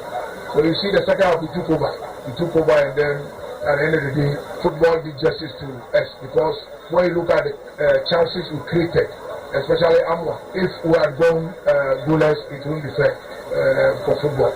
But at the end of the day we were able to put one ball into the net. So to me it's not yet reached, but we are gradually coming there. What did you change in the second half? They were very thick in the middle. So I have to bring somebody who break them down. Somebody who can hold the ball. Somebody who will be patient and then focus and then give passes. So you see, I brought one of the 2 best technical players we are having. And then they came and they did it. I told them, hold the ball, don't rush giving the pass. And then make sure you see who you wanted to give before you give. So I think this worked to perfection. Tama Zito Nzuso kakra ono so dija yen no. We failed to take our chances and I apologize to my supporters for not taking our chances in the first half. Congratulations to Kotoko. Coach Samuel Otuo as he falls under Abet Amos solitary strike. We know that sometimes some of us so things like come from now I'm say a break a crowd for him. So in order to make congratulations Kotoko for this massive win. But so we are not done. Tell the Kotoko to say the best man we as I put me after this points maybe. But support the next match say we are really disappointed. I hope so also very disappointed. But this is not the end. We should back us. We should come in numbers so we should buy and I think that things will change. Enti also chances in the Kabaye ka omo take dia Kenyese Kuya. Tama GFA prosecutor gets serious. 3 clubs charged. Dreams yet to be charged. The offenses now. Yeah, they are charged been Dreams is ye. But omo charge them my. Omo ye de unwe. Omo you know sir mandatory pre-match you know omanye. There was a Chelsea one of omo charge and say omo anye mandatory pre-match we no ama omo coach no Dreams is so anye bi Swedro Blacks yes na on player back number 13 na so Blacks omo ball omo ni nations omo ba we omo ni nations na do omo na the bomb den omo player number 13 na in di mu na chi nti a charge no ono pay ya ono so charge aba so the Blacks charge aba na me game so so yes mandatory pre-match win so anye nti so ya charge nti an prosecutor no dey see there na juma start gidigidi by then how the dreams one be how do you know say you busem kakra ha you busem kakra dreams no why na boy after they lost okay and you say mandatory for na say mandatory nti no and now dreams were home there be who are home we are we say you the point the home team will organize it and call the coaches pre-match but the pre-match is done by the home team and I say the team before you know teams in before I say Liverpool Arsenal Nottingham Forest Ateta would do something who does it who somebody to organize it team training ground team na we are world team then they will bring the okay I know na I'm say so the team will create the interview yes. opportunity for the coach okay no say dreams here anti de anya na amante anya nti ebe ya so charge dey charge so kan bi nti eno so kakra ehuna tama the Ghana Premier League Limited has paid 20 million to GFA to be shared among the clubs autonomous league Yamutu tama information e pekene say on say FA for na register league no I say on friend the Ghana Premier League Limited na omone eye Adisa production for no akambo muti information e pekene say omotua eye 20 million e di ama FA no home video na daso no check no na daso FA president how many atua Ghana Premier League Limited for no Ghana Premier League Limited omone Adisa say Ghana Premier League Limited no omode omo say utie FA for na FA president na for instance o say Adisa say omo marketing partners omo free Adisa for no as marketing partners and so and okay marketing partners for the Ghana Premier League Limited. So they have paid the money to the clubs, to the GFA, to be given to the clubs. Okay. All right. Now Ghana Premier League, some English teachers be led by Isaac, also and some of the Abase Brofonia when you there be I Louis teacher for name go for teacher from James. It should be Ghanaian Premier League. You can say Ghana Premier League. No, I'm a professor of English for my boy. I'm so broken. I can't teach any and they call. Spanish La Liga, English Premier League. Near the Argentina. You know, some issue telling us we got German, but yeah, the end is Ghana Premier League. Yeah, but when you are using proper nouns too, there's another argument. Which mark to Ghana Premier League. And I would do so. And yet in Ghanaian Premier League. Every term keke ababa bina me kofu bina njeje. The ban ya ma private college for no abwa ye ni ahwe. Baba wa we no. Enti tama me we is that the yeah, you so we are na do dia so ne. Tama. And mean that we in Fokotoko no. It's good for the club. Good. Particularly because of the Africa. Okay. A idea now mu hia say we no to build on it. Na omotimenya bibi de gina so. Go Star Associate yo. Go Star Associate. Africa phone ni na. Go Star Associate. Go Stars omo ba na omo ko. Go Stars bo Saturday. Na wa Accra. Bo Sunday ni nyina wa Accra. Ana sa training bi na ya nkofo no ye ne be den. Ozo omo training bi o za we team be ne. O ma re ni nyina dada. Eka kotokofo no. Omo mne kotoko be bo no. Omo be omo de time be. I think they can do on Friday now. And that's after we match no. And they kotoko be bo floodlight na. There be a 3. Because no so your time I would train you. I think it's one time now be bo match na. That time now, yeah. Enti ebia the arrangement no. Enti tama now it was a good game. If say they go Stars be bo 1. Okay. Now one day me that one. O do ma be jam Oyerepa for no. Say can na na see we o say we are the ball. Sana can no gra no. na yenim ntia nto e dom ko je ya won ba ye boss mu abere okay all right okay bafo nti no ano no enya wo fafo nya birthday bia birthday wi ye nam obeka ya kasa no bia kana obeka ya me kan players mi unu bi wo Chelsea ho asem kiro so we game ni bia omo captain no na there's this player why do we go for man there be sa kwasi Sorotu Bodari no Tama. That guy was fantastic. That guy was super. O hesenia was be Marshall Milton. Say Chelsea now o can board was say team no. I believe say it was just because it was against Kotoko. Enti no na as a young who but in the whole entire game no. Tama Mr. Coach from Pomanson. But he seems to be conceding in every game. In Africa, only different on tight muka krankan. Na league in first one. First one, but every game. The matches are born pre-season in be about tonatina. On shishe muka krankan beya because kofu ya mo free se Morocco say better one munya go there. I had ya was Algeria. Algeria ba no. Captain. You Stuttgart so Yamani post so. There's ever be football stakeholders. And yes standing committee. And yes standing committee, but say if no per se on the stakeholders no any engagement he is the chairman. Got the young coming now ba for campaign. First coming now games your original position.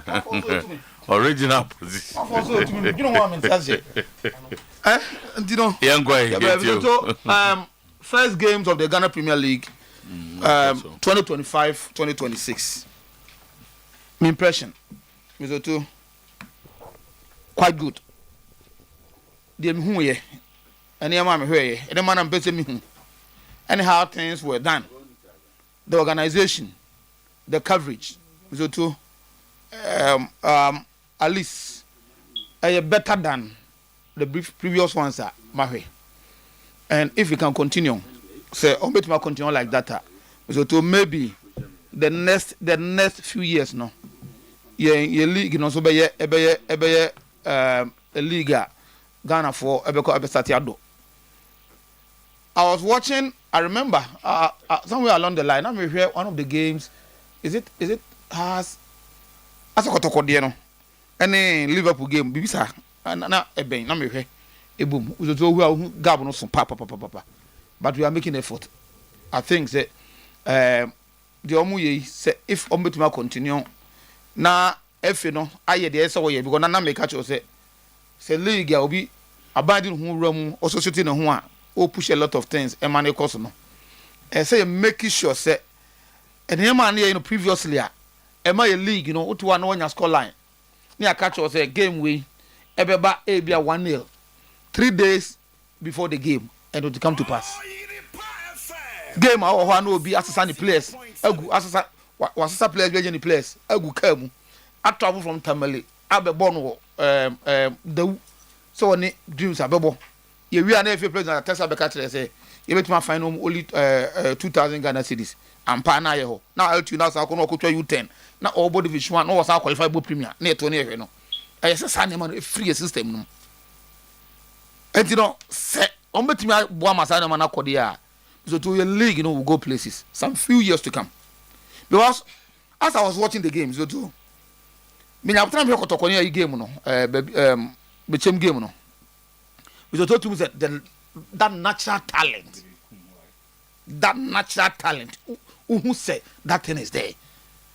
Me here na turf no enye that good there we compare to be Accra no na there na but how they able to control how unpossessive ball that passing ability on that pitch no I said so okay say if the more we move to you say trying here pitches here you good you league no be come up so I think so the first impression is good the Adisa production no on Friday no more presented that check you know at the man the GFA president.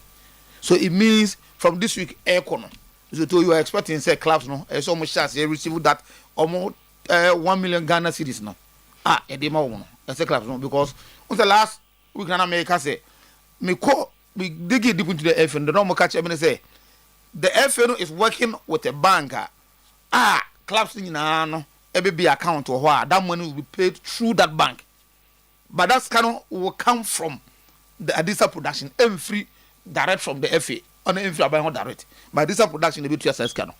And almost a present a check on Sunday on Friday, the FA president So we are good to go. The clubs must be smiling. Ebi efisa do yukoya to omo banks say omo korodro sesikana e dey both league no hobra, and it's very important. Sikadi eyebema very important. Because on the games, the very first game between House of Folk and Hoho United. They born on Friday and I say very me say me league in total, you know. They born Friday or born Hoho league na me. All I born Fiada be discuss. Me league no. Esa na dey kwachiri. Let me find kwachiri. Me league no. Makambum. Go league no ye both free Friday ebe kan Sunday. What as ye both free enunti no Mizoto House of Folk played against Hoho United. And in that game, I saw a very good football from both sides. So just that House of Folk supporters were a bit disappointed because they thought say now they will carry the ball in the top 4 at the Ababira the league. But the top I don't know kind of say how coming from the Division 1 and how they played in Division 1, it will definitely have an influence on their team. The coach, a House of Folk former coach, he knows a lot about House of Folk. So they believe they will come there with the tactics, especially in the second half. Close to game, making sure that House will not get those chances to score against them. But over the total possession of House of Folk, you see that Kodiri Domain, the other team, some possessive football or possessing the team no. You can see that in that. But then it was not good enough to penetrate into the Hohoi team. So it was a good scoreline. I think the scoreline was a true reflection of what happened from what I saw. Kotoko against Bechem, or against Chelsea. 15 years Kotoko, I break that the ghost on how more by winning almost first time in the last 15 years. It was a game I believe we said Kojito. So when the press conference not someone can that's against game of boy. I have two different scenarios. Kotoko played with quality.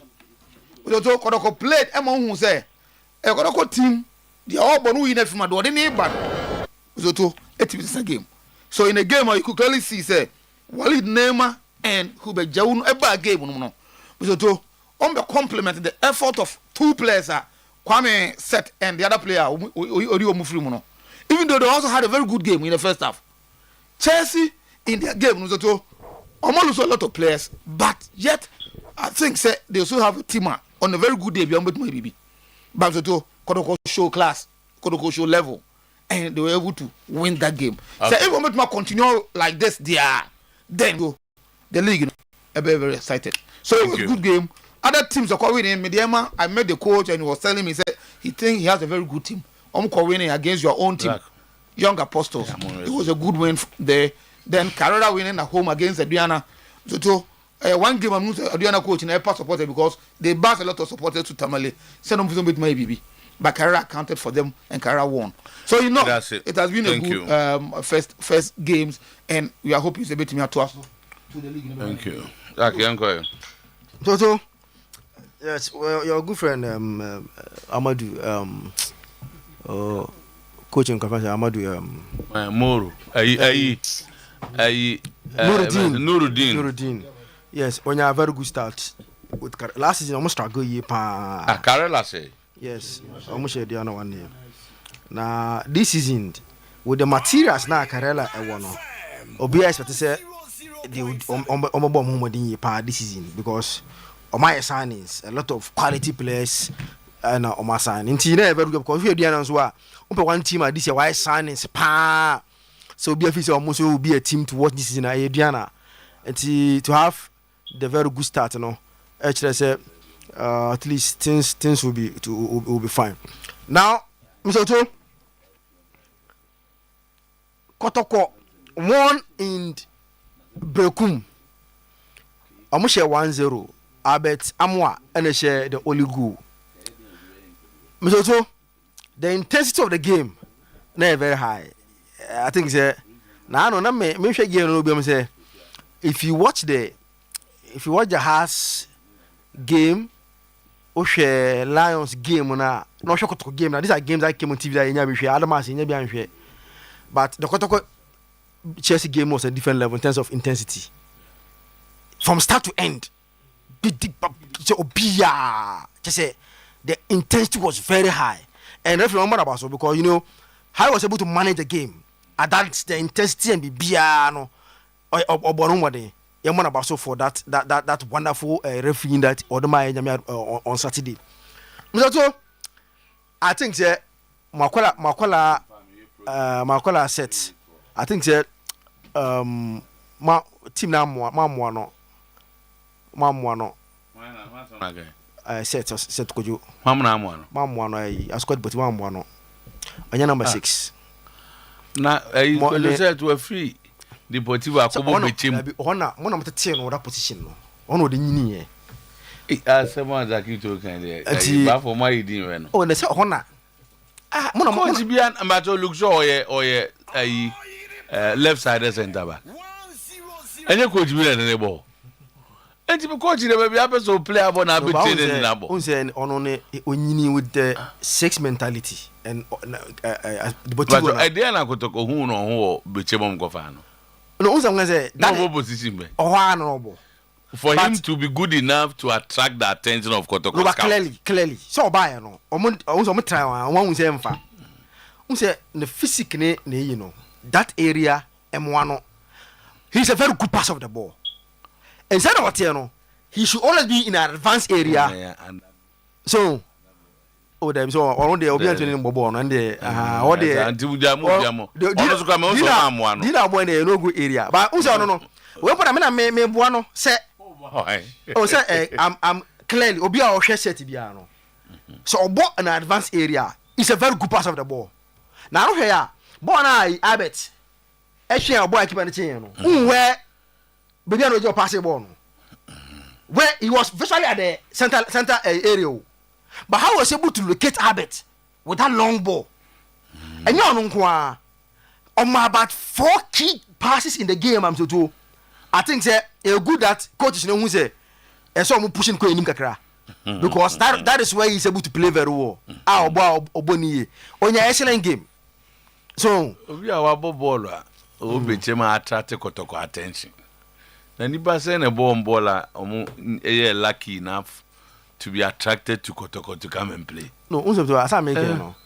When he was at some Omoden Bay no. Didn't boy honum no amfa Emma unse there were a lot of but why was no why was ni bia no abra omukoi baby ani so baby ani omsate edunko animu onya good game against baby ani now on Saturday very good game and if he say honum bono because so he passes very well oh. Say him pass it party. I don't think that Mufudus anybody passes better than him. Said to pass very well. So Obi Anyansen said. What kind of thing? But so our deep area on Timimbo. It's a very good game. Very good game from the Kotoko team. Especially with the substitution.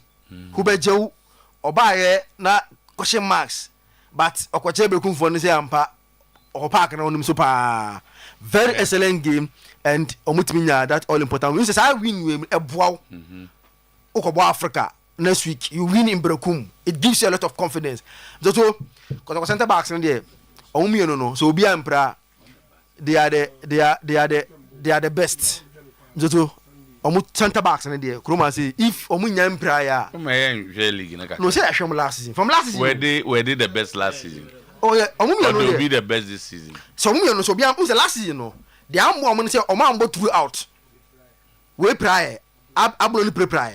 And now time Kotoko staging na no nya available. Okay. But ablo fitter on samba parent no. Didn't to penetrate. It's a very good stuff from Kotoko. I think it helps them. Now Kwara is next. Yeah, Kwara is next. Okay. Mutuo, young apostles na das year. Na sani ebeshe league me kan say ombekọ no. As almost on relegation no, almost Muntempa. First match Midiama come on 2-0. Last season. Next game last season. Hohoi. Omu baby say ya na omu das year. Satanga na 1 million. Omanda house how. Ba no mo young apostle no mo ka omu ambet my ready. No mo das year. We no sani I have first one here we no mabemebu. Wo de masika mra. E ba kra emfa. Wo de masika medu. Sales ya 1 million baby. To a chom 2-0. There is any ebe call. Midiama good work. Who pe teams are our target is to win the league and Midiama can. And pressure Tanko. So Moto Ibrahim Tanko. On say it looks like your local scene or you share the hunu engine in these hype one hopa but Jumana and Casano there is the belief so bit me by you. Yes. With Midiama on the last season of performing in the middle of the season. Now he's expected to start and lead them to victory. And Midiama so a side that can win the league. So let's see how things will go. Edibema Midiama ewo. Go Stars 2-1 against Bechem. Upe sides are ultimately show more why are there pa Bechem United can. And that will be a good preparation again. Are you someone consider goals? Yes, you need to fix that on the top 4 netball tournament. But say some Muslim players ne call Mecca. Until no money has it. No, Go Stars. Until no Mecca. Until no boys nini has it. Bombe Shiomo Accra.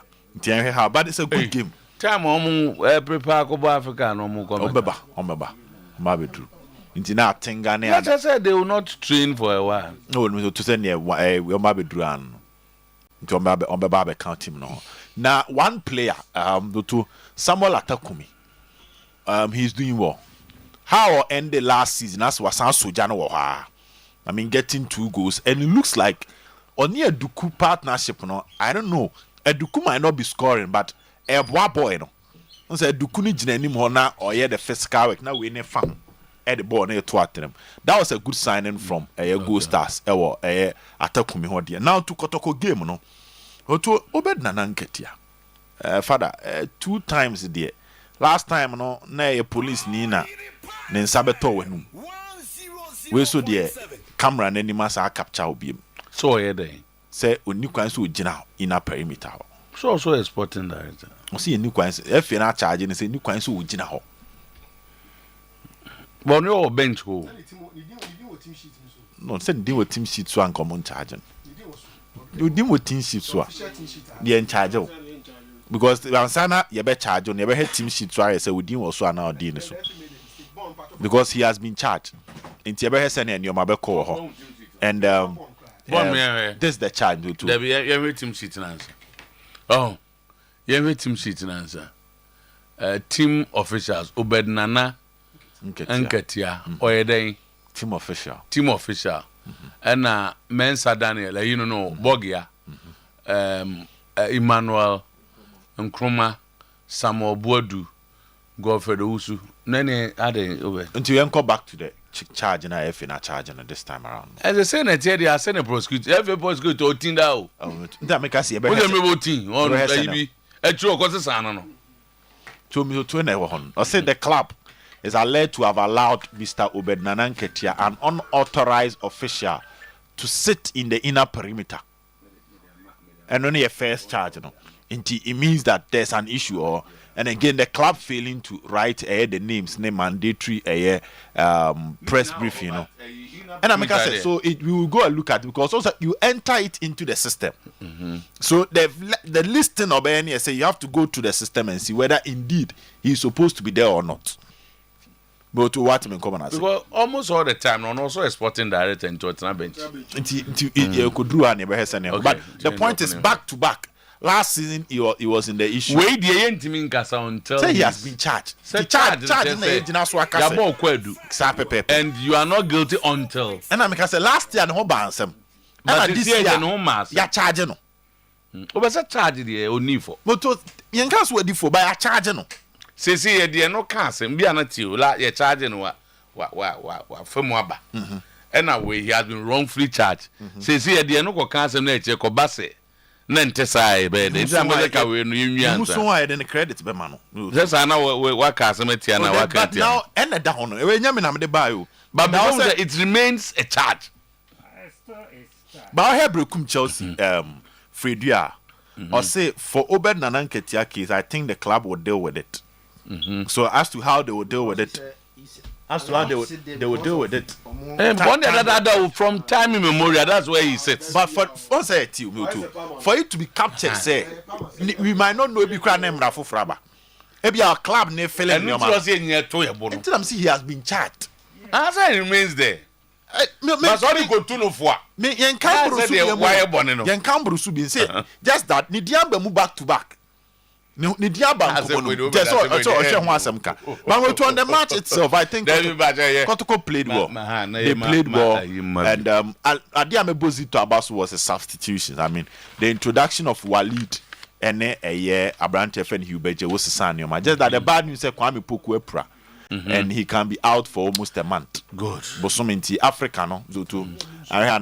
Initial stages na omo. Ba kotoko do animu be morning group stage na. Enu ona wa ba.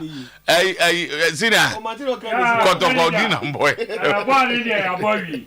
Emu kasa ni mu titi mu ni enwa ide jama mu. Ya de. Ne sene fata yen na esie ye no. Ya wi. Ye cheye ni. Amemfa nchiama global for no. Global for no ze ache league na se. Global supporters no. Omo abruche NS ne. Mungwana mobi. Obia Kruvi na Jemfinom. Tama manager. No ka so be to jesi amame. Yeah. Na that this season has started. Yeah, started. Okay. Yeah, but quite crazy. So, no, catch him say, or him a yen inti.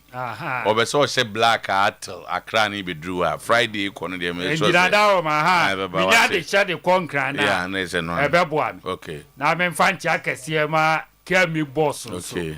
Kinzuba on. Kinzuba. Yeah. Or by Minyankochian. But no didn't ye. Or there before, and I'm needing your buy it. Okay. Minyankon. Okay. Now goes a TH before no more. I said that brand. Oh, what do you want? TH before no more. Omo mi ya juma uno. When I'm say omo ya makoti continue. Eh ane ya fa. Say players no. Na no more catch them say. Omo wo bibia bi bags. Yes. Slippers. Just omo near mom dia manyago.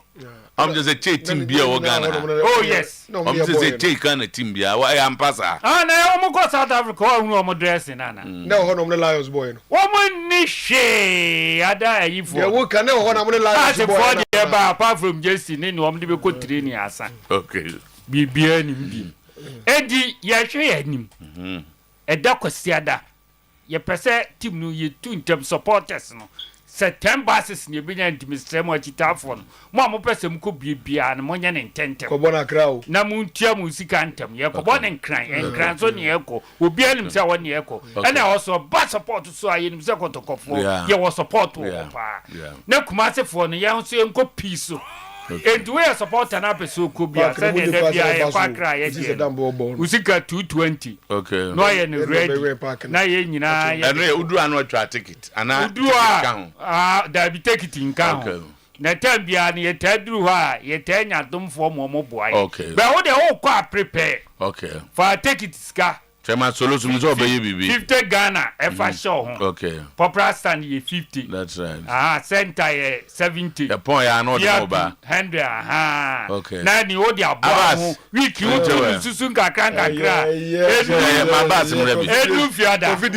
Wo mo nko fi wo mo nko ba na ko jina fe. Sina no aba Jabas. Ye kan say Friday say odi kakan no ye ni di ka bo first match. Inti football di o mu an ba na so me da bia na ye kase sabi me. Election dey say there because of court inti ye twen say after court. Haidi pa no dey go court. Inti twen the court be kan na di date be ba. E dey nya date be ba me ya election to be anya botre. Inti Friday no so me da bia na me kase sabi ewiase okata obi ani ana onkata na adwene bo na ye hwe no yesu ade ewum did you answer ball and no bony and I'm for bit if you will be a bina coach we unia or the Cordeba Panashano. And also, your set technical team to Omugan ye my Sabon on guns a year born, no bit if you will be. It will move almost who dear now oye. And to on share ye. So when we and as a beer, the Ocasa dear not oye and one or Bessa to us why Obichina or Bebre. And our coach is all a boy born Friday now. So don't go for it. There's no more students can crab Kazam to Yang. Kazam to Yang. And the best technical team they say, Didi say on so on share. I didn't know 5 Shalom Masters. Yeah, 4 Shalom Masters. So they call Oko 6. Oko 6 matches unbeaten. 6 matches unbeaten. Maza. Bible said to Nyansani for no because we Nyansa. It the year can say. Proverbs chapter 9 verse 9. Opa ko he was here. 9. It was to Nyansani for no because we Nyansa. It the year can say. House of Folk supporters near catch on say. Obi Nyabutre. House of Folk no baby a free banner. Ye nim said there be a team free baba ye nyabotra enema be yie match ye dey nim nyame adoma ye bebo no either say Friday ne bebo no ye so mo de ye call nation dream for no e tema side ho it supporters ni hwe ni yie. Instruct the wise, yes, and they will be wise still. Yes. Teach the righteous, yes, and they will add to their learning. About in Bible more. Okay, it's you know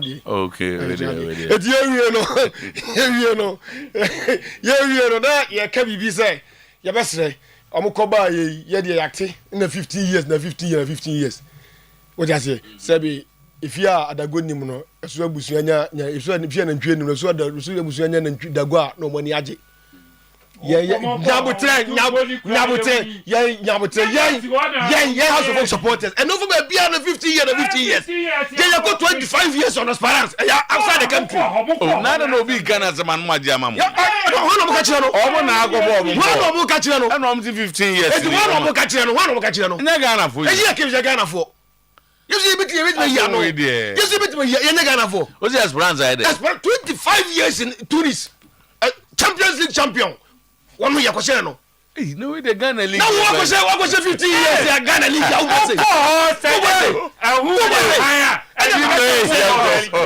Okay.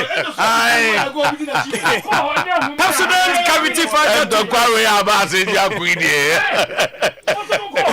Obibiara wo hwe bia no de make catch one say a president Cavity Fighter toothpaste yenim ne fritete 25 years nie obegu so atra so ni nyam say profluoride micro calcium ingredients ya wode frade ye no amagana fo age atum ye twetwo se anopa ne anwumre uwie ne sa obetuma kasumsam obare be ma ho kwan na fe moto bonum kwan 175 big family park 120 Jakwa park 65 and also 12 in sachet. President every small matters. Medical kase asantema ya to obese no empanifo ni nti na twetwo ro ana eba asantema ntem ha mesremo ba bia wo hwe me bia no bedura wo de kopa Golden Dew Hotel chase fe number nsesia na ka twom se ho ana meda ho na watwe nyina sanso ba hima na yie no But me free ho na fa metimi eba me see your family rooms e ho a spacious and cozy standard room affordable comfort na just nyama ina no ekoyie you with the last room so ho no mo na the extra space e ho na hwe enyama ho na utum sa no den your executive rooms and so ho a premium comfort for business travelers ni nyina no your business suite rooms so ho no mo a eno de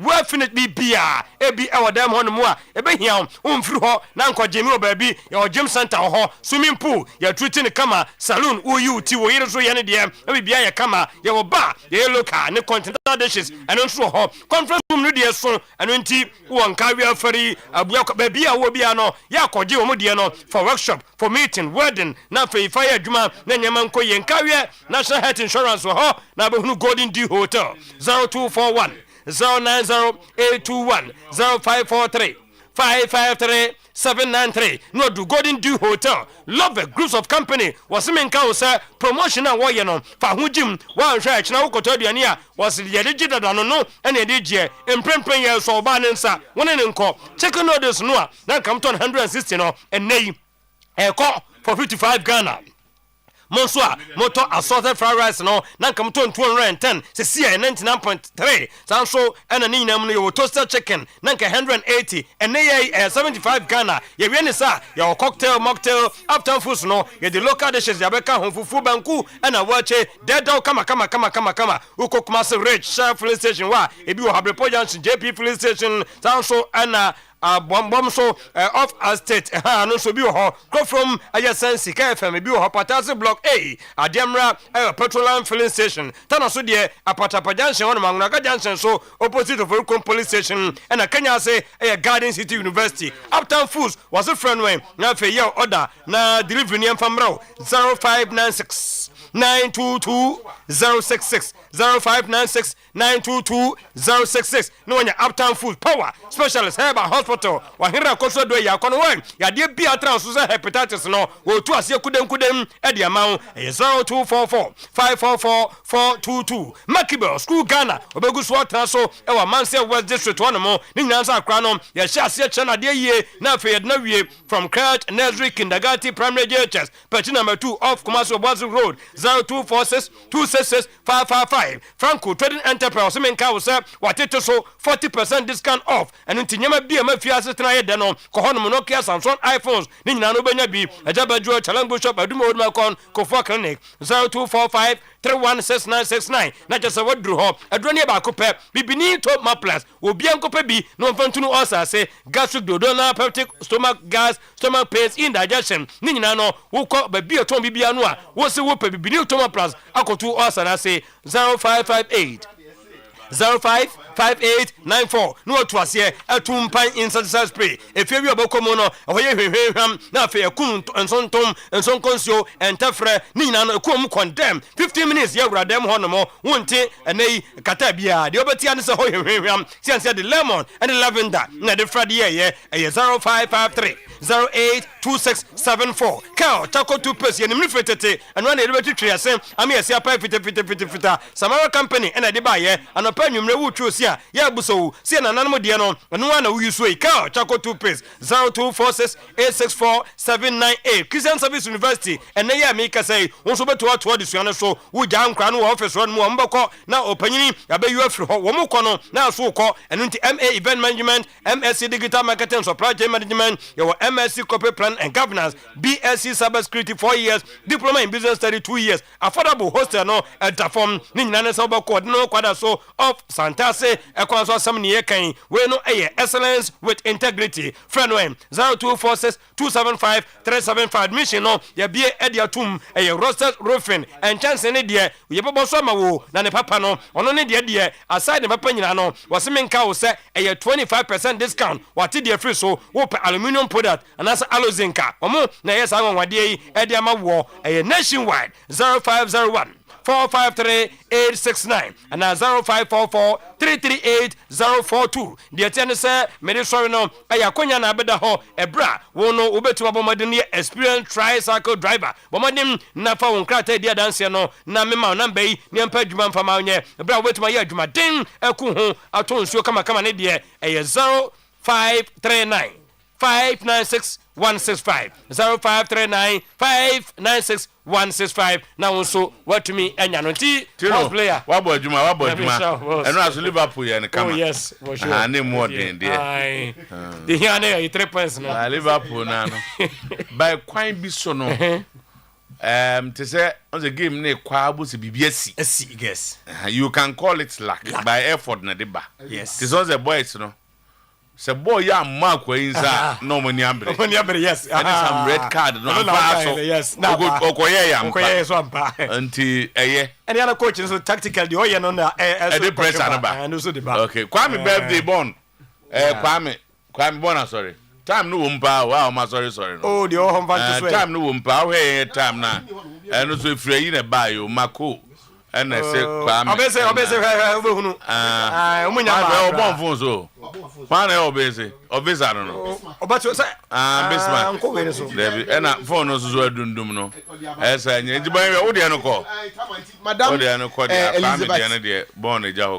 madam Elizabeth Mensah o seamstress e wo dakuma nya meche ai nti special dakuma nya meche mi area wo area bo konam no special birthday enkoma madam Elizabeth Mensah say Korea ne na mankwase edinu we every picture ma dey say dem say obenya problem on say more ni Korea na ahyehyɛ no masesa time e wo studio ha na makam se mo mi hundi ntia asa adwen se adwuma ma news nko na ma enti no news for ne se ya anya zanko for no mo nkonte mampa nti obi to Oyerepa Radio TV so no ka time bia bu se nuro ze bon ze talk obi more ni Korea na yes ade but it's good o se from mo mba yi ntim bia no kaka na o no matter about say ever sorry to na yankwa na program